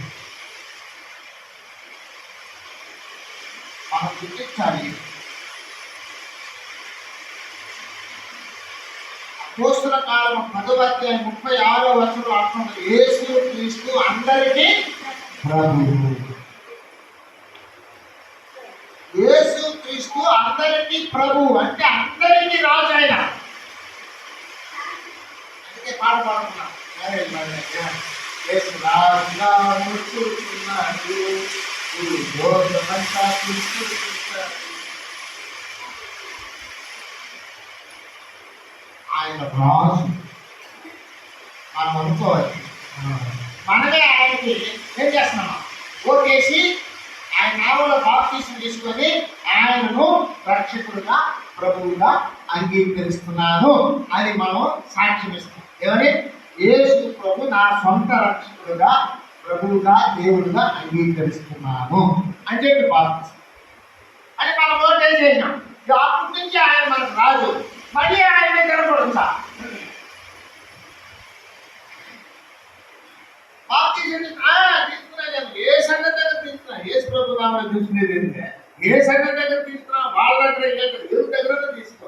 యేసు ప్రభు నామమున నువ్వు బాప్తిసం ఆయనను రాజుగా ప్రభువుగా అంగీకరించిన తర్వాత ఏం చేయదు? ఆయన సాక్షిగా ఉంటారు కదా, ఆయన స్తోత్రాలు ప్రచురం చేయాలి కదా, చేయడు కదా. ఎందుకు చేయడం లేదంటే ఈ విషయాలన్నీ తెలియదు. ఆయన సృష్టికర్తనియో, ఆయన విమోచకుడనియో, ఆయన రక్షకుడనియో, ఆయన రాజనియో, పాలకుడనియో నీవు గుర్తించడం ఆయనకి నీ మీద అధికారం ఇవ్వాల. మతాన్ని అయితే తీసుకుంటున్నావు కానీ నీ మీద పూర్తి అధికారం ఆయనకి ఇవ్వాల. నీ మీద ఆయనకి పూర్తి అధికారం ఇస్తే ఆయన నీలోనికి వస్తాడు, నూతనమైన కార్యం చేస్తాడు. అప్పుడు నీవు ఆయన సాక్షి అవుతావు, అప్పుడు ఆయన స్తోత్రాలను ప్రచురిస్తావు. ఈ కమ్యూనికేషన్, ఈ యొక్క రాకపోకడలు, ఈ యొక్క ఆ యొక్క దైవికమైన కార్యాలు వీళ్ళు జరగకపోవడం వల్ల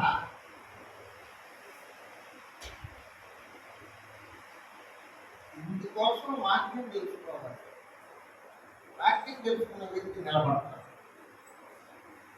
ఓర్పుగా ఉంటాడు, హృదయాన్ని తిట్టపరచు, ప్రతిదానికన్నా దేవుని మీద ఆడబడు. ఆయన అంగీకరించాడు కదా. కాబట్టి ఎవరండి? ఆయన మన రాజు. మనము ఆయన ప్రజలు, ఆయన ప్రభుత్వం కింద మనం ఉన్నాం. ఆయన వచ్చిన అధికారం చేస్తాడు, అధికారంతో బోధిస్తాడు. అడుక్కోడు, ఇంకా అడుక్కోడు.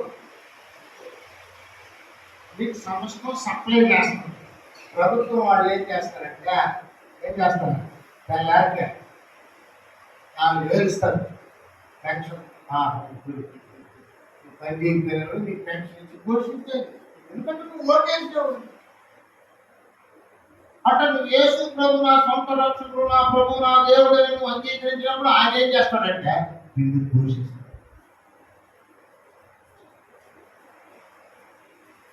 అయ్యా ఎట్ట పోషిస్తాడు ఒకసారి చెప్తాను.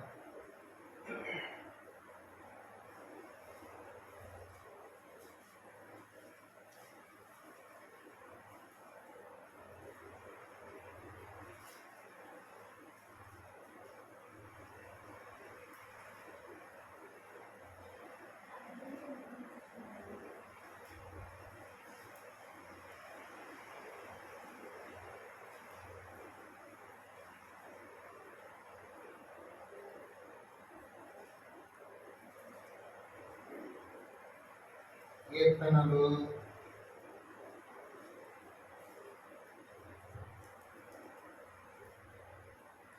132 కీర్తన 14-15 వచనాలు.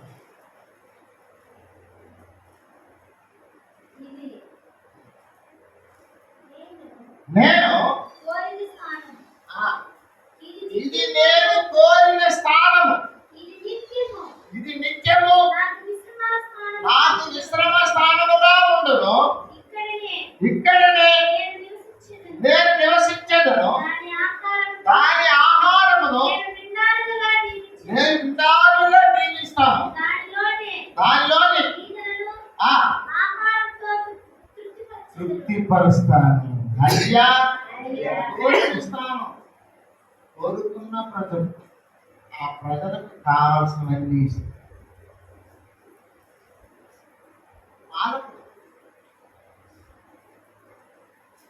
పరిశీలన చేసి ఆయన అందుకోసమే యేసు ప్రభు ఏమంటే కాకులను చూడుడి, ఆకాశ పక్షులను చూడుడి, అవి వృద్ధము పడకవు, పొట్లలో కూర్చుకొను. వాటి ఆహారమును దేవుడు ఇస్తాడు. మీరు అనేక పక్షుల కంటే శ్రేష్ఠులు కాదా? నేను మిమ్మల్ని పోషించలేనా? ఆ పాలకుడు అనగా ఆ రాజు ఏం చేశాడు తెలుసా? 3.5 సంవత్సరం కరువులో ఉన్నప్పుడు ఏలియాకు కాకుల ద్వారా ఆహారం పెట్టాడు. కాకులు ఉదయము సాయంత్రము రొట్టెను మాంసము తెచ్చిచ్చి పట్టు. అలియా 40 సంవత్సరాలు ఆకాశంలోంచి మన్నా ఆహారాన్ని కురిపించి వాళ్ళకు పోషించారు. వాళ్ళకు మాంసం కావాలని వాళ్ళు ప్రియం పడితే వాళ్ళకు సముద్రంలో నుంచి కూరేళ్ళను లేవనెత్తారు. కుప్పలో వచ్చి పడిపోయినాయి కదా, దొరికిపోయి కోసుకొని తిని వాళ్ళకి వ్యక్తమైంది.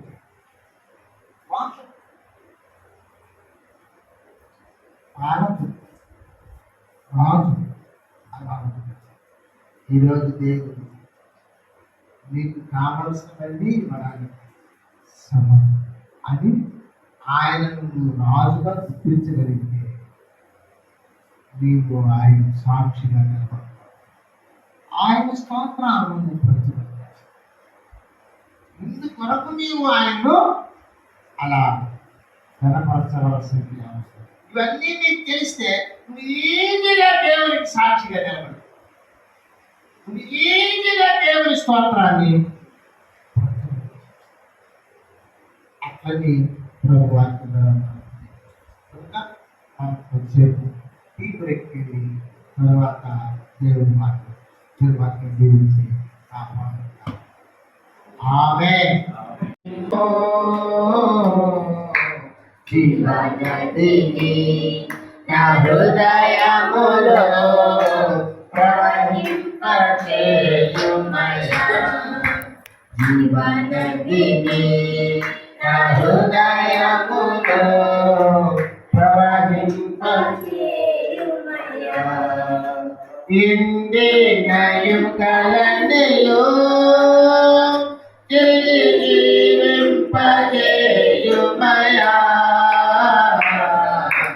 ఇండిన యుగలనిలో తిరిగి జీవింపజేయుమయ్యా. జీవనదిని నా హృదయములో ప్రవహింపచేయుమయ్యా. జీవనదిని నా హృదయములో ప్రవహింపచేయుమయ్యా. ఆత్మీయ వరములతో నన్ను అభిషేకం చేయుమయ్యా. ఆత్మీయ వరములతో నన్ను అభిషేకం చేయుమయ్యా. జీవనదిని నా హృదయములో ప్రవహింపచేయుమయ్యా. జీవనదిని నా హృదయములో ప్రవహింపచేయుమయ్యా. హల్లెలూయా హల్లెలూయా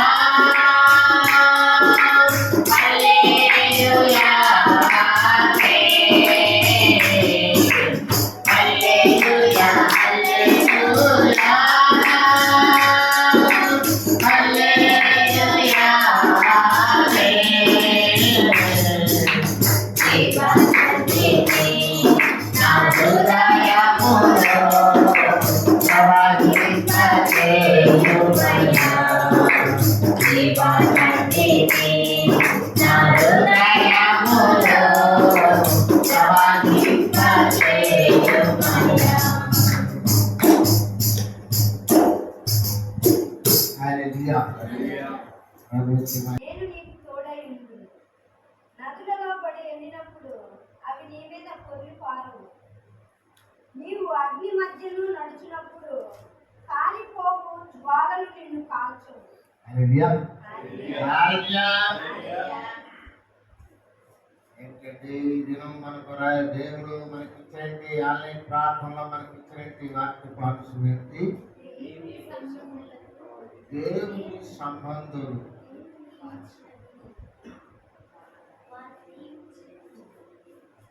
దేవుని సంబంధులకు దేవుని సంబంధం ఉన్న వారి యొక్క విధి. వారి విధి.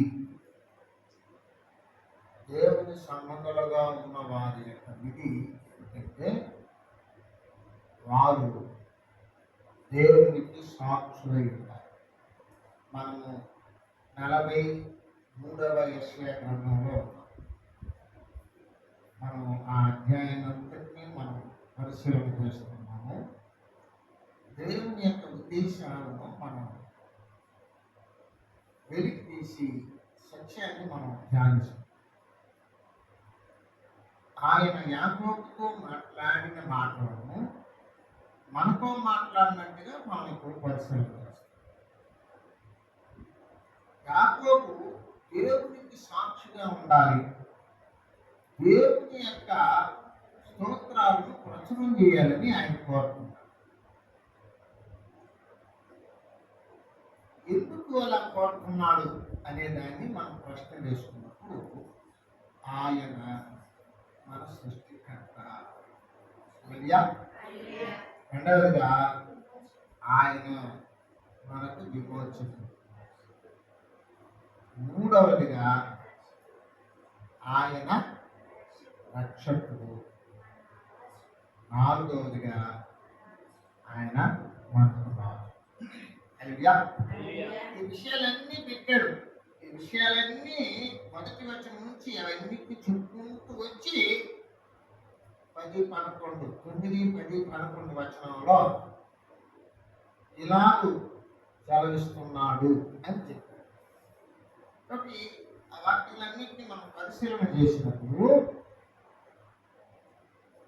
ఆయన మొదటి నుంచి చెప్పుకుంటూ వచ్చిన దాన్ని మనం మధ్యలో నుంచి ఏం చేస్తున్నామంటే మళ్ళీ వెనక్కి అలా ధ్యానించుకుంటూ మనం ముందుకు సాగు.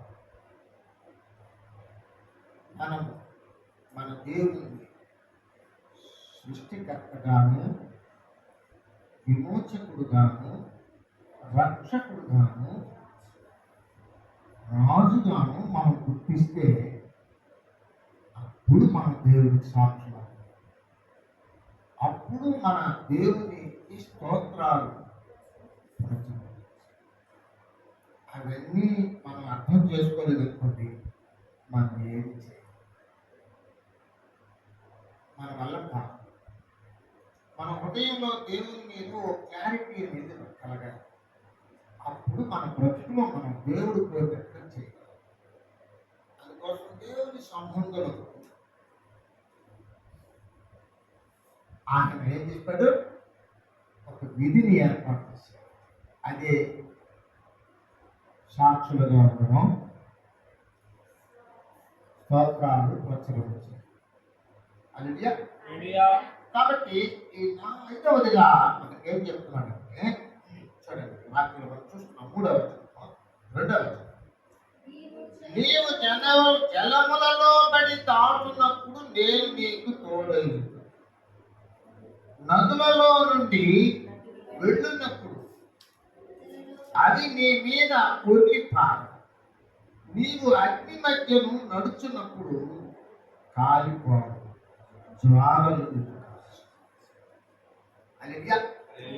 జలములలో పడినే వెళ్ళినా అది నా మీద పారవు, అగ్నిలో పడినే నడచిన జ్వాలలు నన్ను కాల్చజాలవు. హల్లెలూయా, హల్లెలూయా, హల్లెలూయా, ఆమేన్. హల్లెలూయా, హల్లెలూయా, హల్లెలూయా, ఆమేన్. నేను వెళ్ళే మార్గము నా యేసుకే తెలియును శోధించబడిన మీదట సువర్ణమై మారెదను శోధించబడిన మీదట నేను సువర్ణమై మారెదను హల్లెలూయా హల్లెలూయా హల్లెలూయా ఆమేన్ ఆమేన్ హల్లెలూయా హల్లెలూయా హల్లెలూయా ఆమేన్. ప్రభు వాక్యంలో ఇక్కడ మనం తెలియజేస్తున్నట్టు ఈ సత్యాన్ని యేసన్న గారు పాటల రూపంలో చాలా సంవత్సరాల ముందు పాడారు. ఈ పాటల్లో ఈ వాక్యంలో మనకు దొరుకుతున్నట్టు అంశం ఏంటంటే ఆయన మన సంరక్షకుడు. హల్లెలూయా హల్లెలూయా. రక్షకుడు వేరు, సంరక్షకుడు వేరు. రక్షకుడు అంటే మన మన యొక్క ప్రమాణములు నరకం కలగకుండా రక్షించారు కనుక ఆయనకు యేసుడు పేరు. హల్లెలూయా. సంరక్షకుడు వల్ల నీ మార్గము గుండా వెళుతున్నప్పుడు నీకు వస్తున్నట్టు ఆ యొక్క వ్యతిరేకతలలో నుండి నిన్ను కాపాడు. కాబట్టి ఈయన సంరక్షకుడు మన భౌతికంగా మనకు వచ్చే అడ్డంకులలో నుండి మనల్ని సంరక్షించే దేవుడు. ఆత్మీయంగానే కాకుండా శారీరకంగా భౌతికంగా కూడా మనకు తోడైంది మనల్ని కాపాడు. అందుకోసం ఇక్కడ పదాలు చూడండి. ఏమని వాడినాడంటే జలములలో పడి నీవు వెళ్ళినప్పుడు నేను నీకు తోడై. హల్లెలూయా హల్లెలూయా. నదులలో పడి వెళ్ళినప్పుడు అది నీ మీద పొర్లిపారదు. నీవు అగ్ని మధ్యలో నడుచున్నప్పుడు కాలిపోము, జ్వాలలు నిన్ను కాల్చు. కాబట్టి నీకు ఆయన సంరక్షకుడుగా నిలబడి నువ్వు అనుకోవాలి, నా బ్రతుకులో వస్తున్న ప్రతి వ్యతిరేకతలో నుంచి నా దేవుడే నన్ను కాపాడుగా.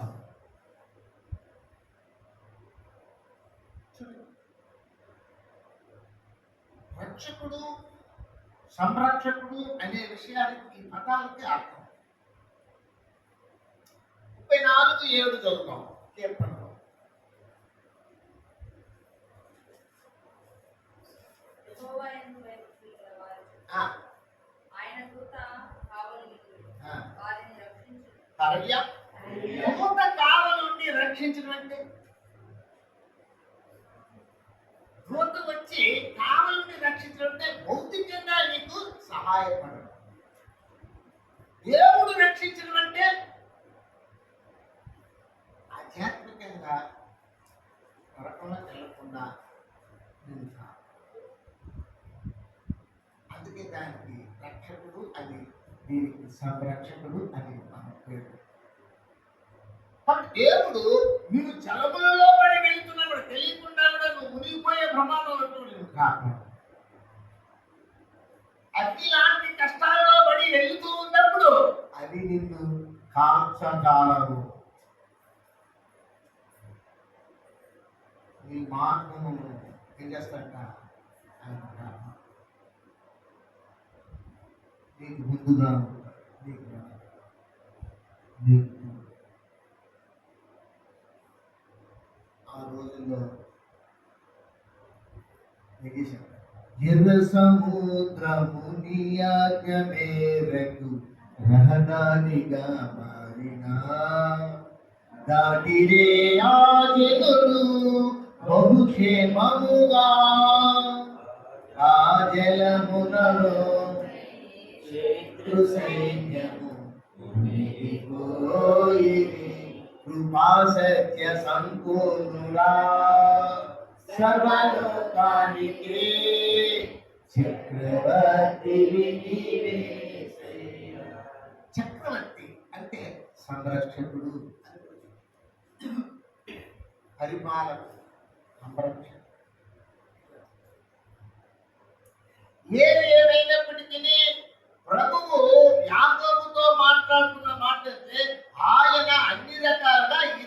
సంరక్షించుకుంటూ వస్తూ ఉన్నాడు.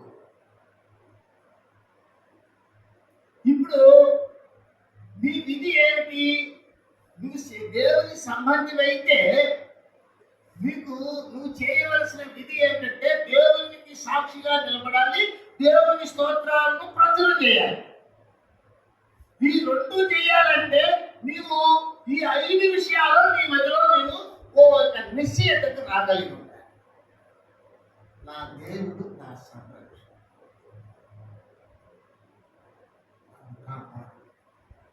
నాకు సహాయం చేస్తాడు. దానియేలు సింహపు గుహలో ఉన్నప్పుడు దేవుడు తన దూత నంపించి సింహాల నోళ్ళు మూయించాడు. దూత నంపించి ఈ దూత వచ్చినప్పుడు సంరక్షణ కార్యాలు జరిగిస్తాడు.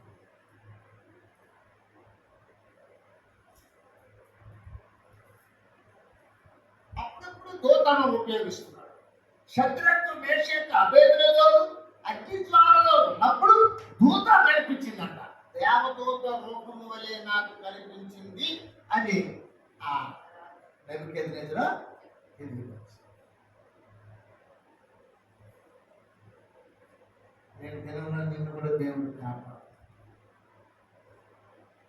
అగ్నిజ్వాలలు లాంటి కష్టాలు కాల్చివేసే, నువ్వు పాడిపోయే కష్టాలు వచ్చినప్పుడు దేవుడు తన దూతను సేవకుడుగా కూడా ఉండొచ్చు. సేవకుడు కూడా నీకు వచ్చి దేవుని వాక్యం చెప్పి నేను కాపాడి. సింహపు గుహలో అంటే సాతాను చెరలో చిక్కిపోయినప్పుడు కేవలం తన దూత దేవుని సేవకుడు సైతాన్ని కట్టించి సైతాన్లో నుంచి నేను ఈ దినాల్లో అలా ప్రభు మనకు సంరక్షకుడుగా తన దూతలను పంపించి మనకు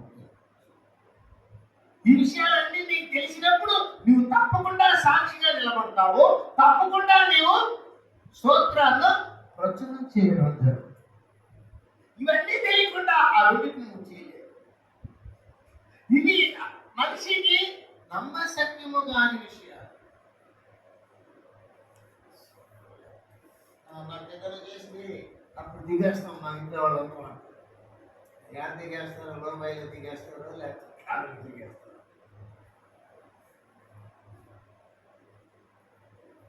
వీళ్ళు చేసుకుంటున్నాం, తల్లి జరిగిపోతుందంటే వీళ్ళు వాళ్ళంటారు చేసేస్తే మేము అందరం నందేస్తాం అంటారు వాళ్ళు. వీళ్ళిద్దరి మధ్య కుదరడమేలా. నేను చెప్తా, నువ్వు నమ్ముకుంటే నాకే, నమ్ముకోకపోతే నాకేమేస్తాం మొదట. ఇదే మొత్తం సున్నాకేస్తాను. నిజమే కదా? నువ్వు నమ్ముకుంటే నువ్వు బాగుంటావు. నేను ఎందుకు నిన్ను ఏమార్చాలి, లేదా నీకు ఎందుకు నేను బతిమాడుకోవాలి? చెప్తా ప్రేమ.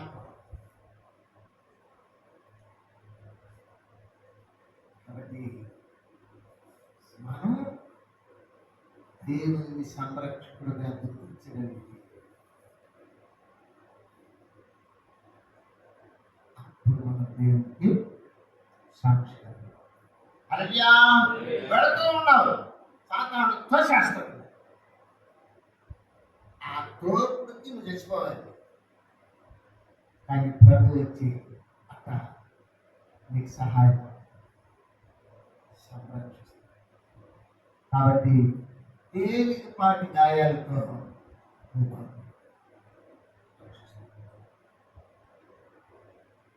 మనసున్న వ్యక్తికి ఇది అర్థం. యోగ్యమైన మంచి మనసు లేదనుకో ఈ వాక్యం ఫలిస్తుంది. చాలా మంది బలహీనలు అయిపోవడానికి కారణం ఏంటంటే యోగ్యమైన మంచి మనసు లేదు. దేవుణ్ణి శోధించడానికి అందువల్ల వారి మనోనేత్రాలు అవిశ్వాసం వల్ల సాతాను చేత విడిపోతారు. గమనించాలి, దేవుడు మన సంరక్షణ. ఆరవది చూద్దాం, చదువుకున్నాం. యెషయా గ్రంథం 43వ అధ్యాయం 4వ వచనం. ప్రియుడైనందున గరుడవైతివి, ప్రేమించుచున్నాను కనుక నీవు శిష్యులను అప్పగించుచున్నాను. హల్లెలూయా. హల్లెలూయా. దేవుడు నిన్ను ప్రేమించువాడని నువ్వు గుర్తెరగాలి.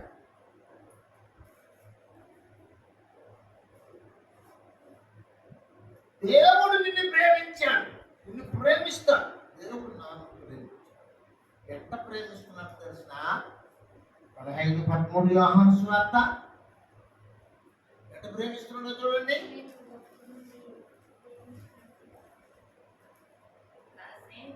తన స్నేహితుల కొరకు తన ప్రాణమును పెట్టుగలు వాని కంటే ఎక్కువైన ప్రేమ గలవాడెవడు?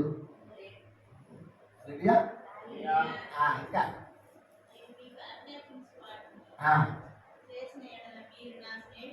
హల్లెలూయా. సరే, యేసయ్య మన కొరకు ప్రాణము కట్టగలిగినది ప్రేమ కలిగిన స్నేహితుడు. అది నీ మదిలో ఉంది.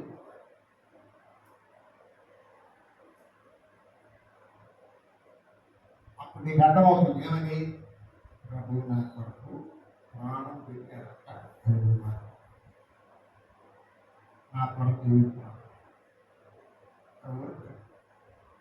దేవుడు తన కుమారుడు.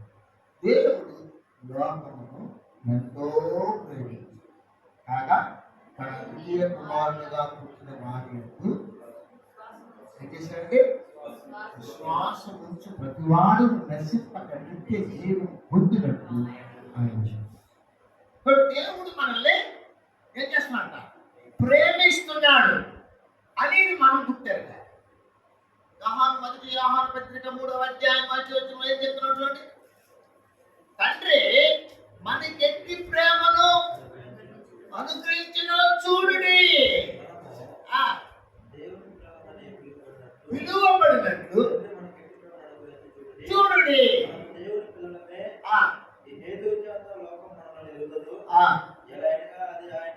హల్లెలూయా. మనం ఎరగాలి, అది ఆయన ఎరగలేదు. ఎందుకంటే మన కొరకు ఆయన ప్రాణం పెట్టగలిగిన ప్రేమ. ఆ విషయాన్ని ఇదిగో చూడండి, 4వ అధ్యాయము 7వ వచనం చూద్దాం.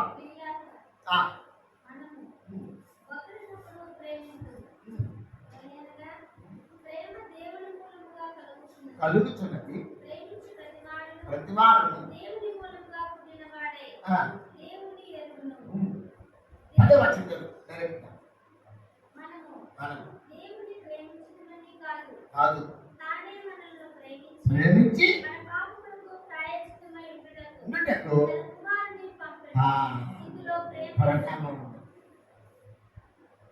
దేవుడు మనల్ని ప్రేమిస్తున్నాడనేది మనకు దృఢంగా ఉండాలి. ఎక్కడ ప్రేమిస్తున్నాడు? అనుదినము ఆయన మన ఎడల వాత్సల్యతను నూతనముగా పుట్టించుకొనుచున్నాడు కనుక మనము నిర్మూలము కాకుండా వారమయ్యాము. కొత్తగా ప్రేమ పుట్టించుకున్నాం, అనురాగం. కాలాలు మారిన గాని యేసు మారడు, తరతరాలు మారిన యేసుని ప్రేమ మారడు. కాలాలు మారిపోయినా, మన పెద్దోళ్ళు జరిగిపోతున్నా, మనం పెద్దోళ్ళు అయిపోతూ ఉన్నా, అనేక సంవత్సరాలు అయిపోతున్నా, ఆయన మనల్ని ప్రేమించే ప్రేమ మాత్రం మారనే. ఇవన్నీ నాకెట్లు తెలిసాయి? నేను పరిశీలన చేసి నిర్ణయించుకున్నాను. కాబట్టి నేను సాక్షిగా ఉన్నా ఆయన స్తోత్రాన్ని ప్రచురం చేస్తాను. పడిపోయేదానికి అవకాశాలు లేవు, ఎందుకంటే ఇవన్నీ నేను అర్థం చేసుకుంటున్నాను. నీవు కూడా వీటిని అన్నింటినీ అర్థం చేసుకొని నువ్వు జీవించగలిగితే నువ్వు దేవునికి సాక్షిగా, దేవుని స్తోత్రాన్ని ప్రచురం చేస్తావు. ఇలా జీవించినప్పుడే దేవుడు నీ దగ్గర కోరేది అదే. ఏం చెప్పాడు ప్రభు?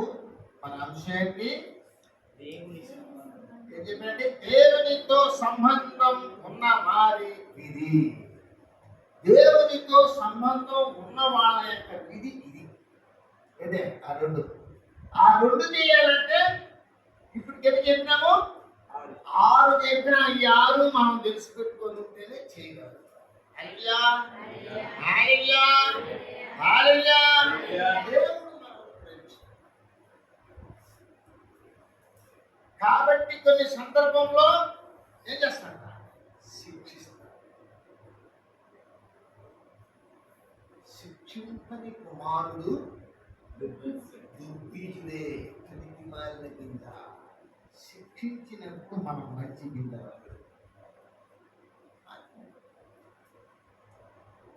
మనల్ని దండిస్తున్నాడంటే మన మీద ప్రేమ లేదు. ఎందుకు ఎట్లా మనకు తెలుస్తుంటే మనల్ని ఎందుకు దండిస్తున్నాడంటే మనం పొరపాట్లు పడిపోతున్నామని మనం దండిస్తున్నాం. మనం పొరపాట్లో పడిపోతున్నాం దండిస్తున్నాడంటే అర్థమైంది మనం నశించుకోకూడదు. అది ఆయన ఉద్దేశం. మనం ప్రేమించుకుంటాం, మనం అంటే ఆయన ఇష్టం. కాబట్టి నన్నే అడుగుతానంటే నేనే అడుగుతాను, ఎందుకంటే నేను ప్రేమిస్తున్నాను. జనాలకి ఇవన్నీ వద్దు. ఆడతో దెయ్యాలు వెళ్ళిపోవాలి. దెయ్యాలు వెళ్ళిపోతే సరిపోయింది. పాతాళంలో పడిపోయినా కూడా పర్వాలేదు. ఆ దెయ్యం ఏం చేస్తాం?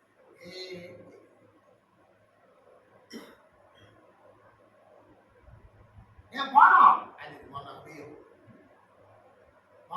ఏం చేస్తున్నావు? నీ మొహం చూడమే, నీ మొహం చూడ, నీ వల్ల ఏమన్నా ఇప్పుడు 4 రోజులు పట్టుకొని దిగులాడుతున్నావా? దీనిదమ్మా ఏమన్నా చేయగలిగినా? ఏం చేయలేదు. నిజం చెప్పు, ఇల్లు ఎవరిది? ఏసైది. ఈ దీనినమ్మ ఎవరిదన్నా? ఏసై బిడ్డ. మరి నువ్వు తీసుకొని పోతావా? అదే కదా కుదరకుండా ఉన్నదా?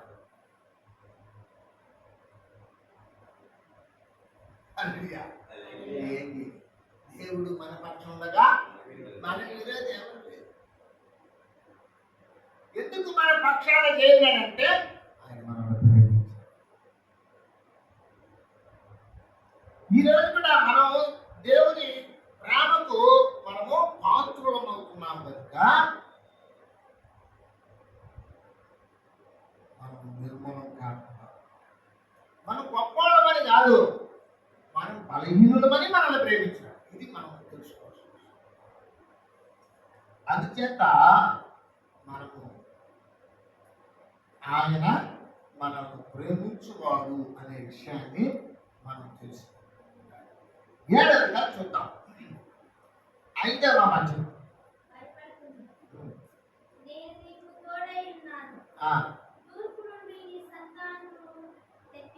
తెప్పించదు.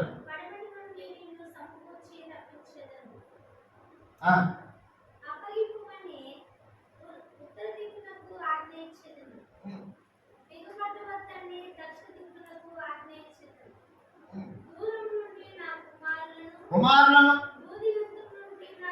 కుమార్తెలను తెప్పించెదను. హల్లెలూయా, హల్లెలూయా. చూడండి, ఇక్కడ వాక్యంలో మనం చూస్తున్నాము, భయపడకు, నేను నీకు తోడుగా ఉన్నాను, తూర్పు నుండి నీ సంతానము తెప్పించెదను, పడమటి నుండి నిన్ను సమకూర్చి రప్పించెదను, అప్పగింపుమని ఉత్తర దిక్కునకు ఆజ్ఞ ఇచ్చెదను, వినబట్టవద్దని దక్షిణ దిక్కునకు ఆజ్ఞ ఇచ్చెదను. చూడండి, బాగా గమనించాలి. ఈ 4 లైన్లు చదివినాం. దాంట్లో లాస్ట్ చూడండి, తోడైండెదను, తెప్పించెదను, రప్పించెదను, ఆజ్ఞ ఇచ్చేదను, ఆజ్ఞ ఇచ్చేదను, దూరం నుండి నా కుమారులను, భూదిగంతం నుండి నా కుమార్తెలను తెప్పించేదను. హల్లెలూయా, హల్లెలూయా. ఈ వాక్యాన్ని బట్టి మనం ఏం అర్థం చేసుకోవచ్చు? మనకు పూర్వపు స్థితిని దేవుడు మరలా ఇస్తాడు.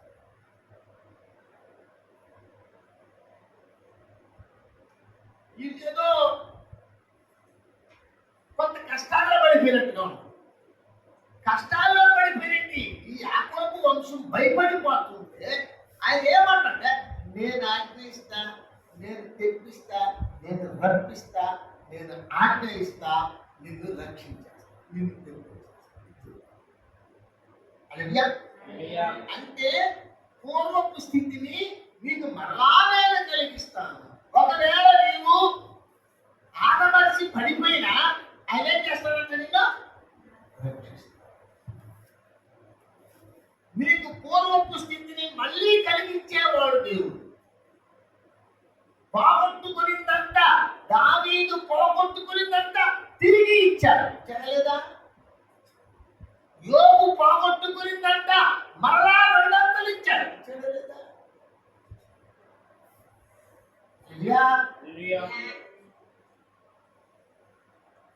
పోగొట్టుకుని దానిని మరలా మనం పొందుకోవడానికి ఆయన మనకు అవకాశం ఇస్తాడు. ఇది మనం అనుకోవాలి.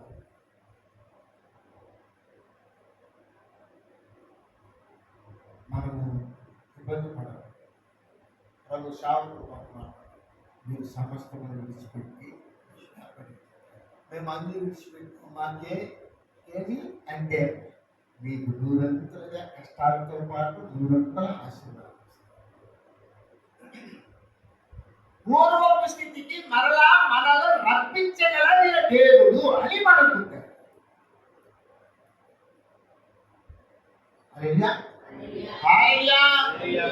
బాగున్నాం మన అంతంత కాయలు పెడుతున్నాం. కాయలు పెడుతున్నా ప్రభు దేవుడు వచ్చాడు. ప్రభు ఏం చేస్తాడు? మళ్ళీ నీకు పూర్వపు స్థితికి తీసుకుంటాడు. దెయ్యం పడుతుంది. ప్రభు దేవుడు వచ్చాడు. మళ్ళీ ఏం చేస్తాడు? మళ్ళీ నీకు పూర్వపు స్థితికి తీసుకుంటాడు. నాకు నువ్వు మొరపెట్టుము, ఉత్తరమిస్తాను. గ్రహించలేని సంగతులను, గూఢమైన సంగతులను నీకు తెలియజేస్తాను. ఏంటది? నీకు ఆరోగ్యము, స్వస్థతను మరలా కదా, మరలా ఇప్పించగలిగి నువ్వు పోగొట్టుకునేది దాన్ని మరలా నీకు ఇవ్వగలిగినది. జీవితం పాడైపోయిందట. పాపపు ఊబిలో నేనుండగా ప్రేమతో నన్నాకర్షించితిరే, కల్వారి రక్తముతో శుద్ధి చేసి రక్షించి పరిశుద్ధులతో నిలిపి ప్రభువారి సముఖమునందు సంతోషము కలదు. హల్లెలూయా సదాపాడు, హల్లెలూయా సదాపాడు. ఏదైతే నువ్వు పోగొట్టుకున్నావో తిరిగి నిన్ను మళ్ళీ మంచి స్థితికి తీసుకొని రాగలిగిన దేవుడని నువ్వు గుర్తిరిగితే అప్పుడు సాక్షిగా నిలబడతావు. అప్పుడు ఆయన స్తోత్రాలు అసలు ఆ నమ్మకమే నీకు లేదనుకో, ఆయన గురించి ఆ లోతైన సత్యాలు నీకు అవగాహనకు రాలేదనుకో, నువ్వు ఆయన గురించి ఏం పట్టించుకోకపోతావు. రెండమ్మ ప్రార్థన కంటే అప్పుడప్పుడు నేను కొంతమంది ఫోన్ చేస్తాను. అమ్మ బాగుంటారా ప్రార్థన. అయ్యో రాబుద్ధి కావడం లేదు పాస్టర్ అయ్యా.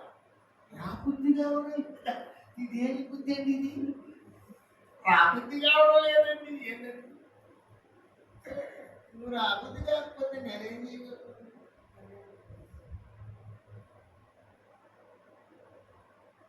కొంచెం దగ్గరగా కొంచెం అభిమానంగా మాట్లాడట. ఎక్కడికోవచ్చావా? ఎంతనే చేయండి అయ్యా.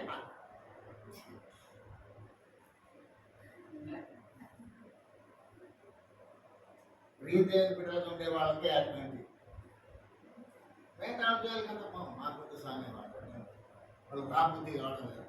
ఆయన బుద్ధి ఇచ్చినప్పుడు వస్తారులే, ఆ త్వరగా తల కొట్టుకొని మనకి దండు చేస్తాం. పూర్వపు స్థితికి మరలా మనము కలిగించగలిగే దేవుడని మనం అప్పుడు చేస్తాం. ఆ రెండు పనులు దేవునితో సంబంధం కలిగిన వారి యొక్క విధి. వారు చేయాల్సిన విధి ఏంటంటే స్తోత్రం చెప్పడం, సాక్ష్యం చెప్పడం. ఈ రెండు వెనకల ఎంత రహస్యం తెలుసు.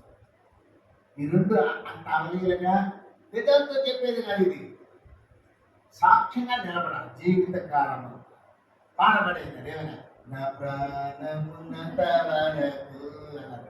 నేను అప్పుడు చెప్పానా నిజమేనా అన్నా. వాళ్ళు పాడుతుంటే నేను నిజమేనా అన్నా. అవి వేస్తే మా పాట పాడుతుంది ఏమన్నా నీకు నా ప్రాణము నిజముగా నర్పించి అనేది ఉందమ్మా. తెలుసా? నిజంగా అనిపిస్తామమ్మా. పాట పాడతారు సార్ అంట, నేనేం చేసేది ప్రాణాలు అనిపించే మాట పాడుతున్నాను. హల్లెలూయా. రాసిన కవి అలా కరెక్ట్గా రాశాడు. అలా సమర్పించాడు. నా కాను లేదు ప్రభా, నా ప్రాణమే ఇస్తాను. హల్లెలూయా. కనుక ఏం చేయాలి మనము? దేవుని గురించి ఇవన్నీ తెలిసి పెట్టుకుంటేనే మనం సాక్షిగా నిలబడాలి. చాలా మందికి సాక్ష్యం లేదంటే కారణం ఏంటంటే అవగాహన లేదు. దేవుని గురించి పూర్తి విషయాలు మాట్లాడుతుంటారు. చర్చి తెలుసు, సేవకులు తెలుసు, సంఘంలో విశ్వాసం తెలుసు, ఈ పద్ధతులన్నీ కూడా తెలుసు. ఎందుకంటే వాళ్ళే ప్రేరణ చేస్తారు, పాస్టర్ గారు చేస్తారు, పెళ్లి చేస్తారు, కానీ ఇది మన మనుషులం ఒకరు ఏదైనా చేస్తుంటే చూసి నేర్చుకునేస్తాం. ఆ చెడ్డ పనైనా ఉండే మంచి పని. అలా ఏదైనా కార్యక్రమాలు సంఘంలో జరిగించేది సేవా సంబంధమైన విషయాలు చూస్తే నేర్చుకునేస్తాం, మాట పడితే నేర్చుకునేస్తాం. కానీ ఇవన్నీ ఒక దగ్గర కనిపించేది కాదు. ఇవన్నీ యేసయ్యలో యేసయ్యలో కనిపించే వాటిని మేము ఏం చేయాలట? చూడగలగాలి, నేర్చుకోగలగాలి, అనుభవంలో ఉంచుకోవాలి. అప్పుడు నీకు ఏదైనా సాధ్యం. చివరిగా మాట చెప్పుకొని ముగించాక చదువుదాం. చదవండి ప్రియులారా. 25వ వచనం. నేను నేనే నా చిత్తానుసారముగా నీ అతిక్రమములను తుడిచివేయుచున్నాను. నేను నీ పాపములను జ్ఞాపకము చేసుకొనెను. హల్లెలూయా. హల్లెలూయా. నీ పాపాల నుంచి నిన్ను క్షమించేవాడు దేవుడని. నీ పాపాలు క్షమించేవాడని నువ్వు గుర్తిరిగితే నేను దేవునికి సాక్షిగా ఉండవా? నా దేవుడు కాకపోతే నన్ను ఎవరు క్షమించి జనాలు ఎవరు క్షమించరు.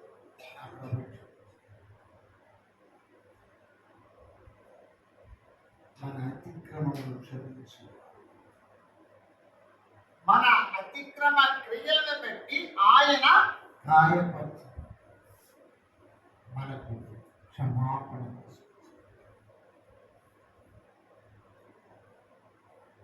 మనం తప్పు చేసి కూడా పొరపాటు అయిపోయిందని వెళ్ళి ఆయన దగ్గర ఒప్పుకున్నాము, ఆయన క్షమిస్తాడు. అతిక్రమమును దాచిపెట్టువాడు వర్ధిల్లడు, దాన్ని ఒప్పుకొని విడిచిపెట్టువాడు కనికరం క్షమాపణ. కాబట్టి మన దేవుడు మనల్ని క్షమించు దేవుడు. మనం సరిగ్గా బ్రతికి ఆయన గుణగణాలను, ఆయన యొక్క గొప్పతనాన్ని, ఆయన యొక్క హోదాను మనం అర్థం చేసుకోగలిగితే ఆయన పక్షాన నిలబడి ఆయన కొరకు మనం సాక్షిగా బ్రతికి ఆయన స్తోత్రాలను 10 మందికి మనం ప్రచురం చేసి దేవుడిలో నిలబడాలి. ఇది దేవుని సంబంధిగా ఉన్న వారి యొక్క ఏమి పెట్టుకుంటాము. ఏదో పోతాం, ఇంటికి పోతాం, ఏదో పని చేసుకుంటాం, తెచ్చుకుంటాం, మళ్ళీ పాట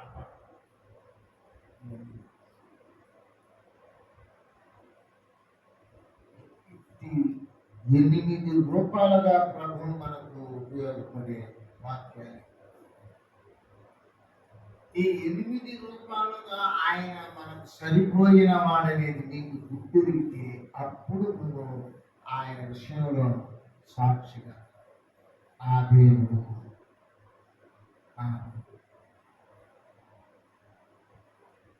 నేను అన్ని వదిలేస్తాను, ప్రభు బాధ్యత.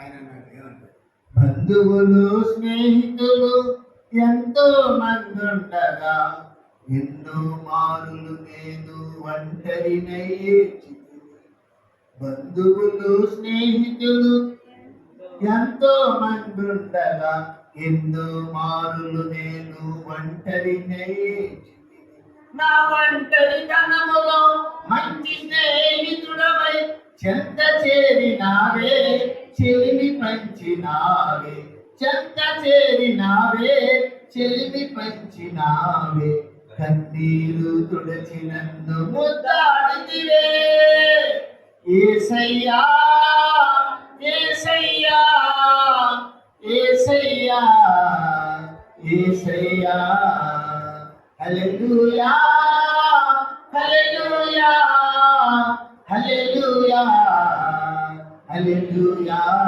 హల్లెలూయా స్తుతించి పాడి కీర్తింతుము జీవము కంటే ఉత్తమమౌ నీ కృప. ఈ పాటలు చూడండి దేవుని సాక్షిగా నిలబడుతున్నా దేవుని స్తోత్రాలు ప్రజలు చేస్తారు.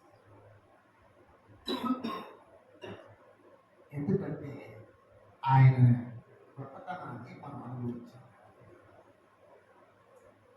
జత గమనించాలి. మనం వాక్యంలో చెప్పబడిన రీతిగా మనం చూస్తున్నాం ఏంటండి, దేవునితో సంబంధం ఉన్న వారి విధి ఏమిటి? విధి నీవు దేవునికి సాక్షిగా ఉండాలి. నీవు దేవుని మహిమను ఏం చేయాలి? ప్రచురణ చేయాలి. ఈ రెండు ఎందుకు చేయాలి అంటే, ఇదిగో ఆయన ఈ సృష్టికర్త, ఆయన నీ విమోచన, ఆయన నీ రక్షణ, ఆయన నీ రాజు, ఆయన నీ సంరక్షకుడు, ఆయన నిన్ను ప్రేమించేవాడు, ఆయన నిన్ను స్థితిని మళ్ళీ తెప్పించువాడు, కలిగించువాడు, ఆయన నీ పాపముల నుండి నిన్ను క్షమించేవాడు. ఈ 8 విషయాలు ఆయన దగ్గర ఉన్న గొప్ప విషయాలు నీకు అర్థమైతే నువ్వు తప్పకుండా సాక్షిగా నిలబడతావు. తప్పకుండా ఆయన స్తోత్రాన్ని ప్రచురం చేస్తావు. వేరే మార్గం నువ్వు ఆయనకి ఏమైతుంటే అనుబంధంగా మారిపోతావు. ఆయన పనిలో నువ్వు ఒక పరిమితుగా అలాంటి జీవితం యాకోబు కోసం ఇవ్వడానికి ఆయన ఏం చేస్తున్నాడు? ఈ 28 వచనాలు కలిగిన ఈ 43వ యెషయా గ్రంథంలో ఎంత లోతైన సత్యాలు ఉన్నాయో మనం ఇటువంటి జీవితం కొరకు మనం పిలువబడ్డాం. ఇటువంటి గొప్ప సాక్షులుగా నిలబడడం కొరకు మనం ఎదుర్కోబడ్డాం. ఆయన స్తోత్రాన్ని ప్రచురం చేసే పని కొరకు మనం ఏర్పరచాలి. మనము పిలువబడ్డాం కాబట్టి ఆ పనిని మనం చక్కగా చేయగలగాలంటే ఈ 8 దైవికమైనటువంటి సత్యాన్ని మన అనుభవంలో తెచ్చుకోగలిగితే ఆ 2 పనులు సులువుగా చేసి దేవునికి మహిమ చేయించాలి. అటువంటి కృపలో మనం దేవుడి వాక్యాన్ని విచారించాలి. బలపరిచి కాపాడుతారు. ఆమేన్.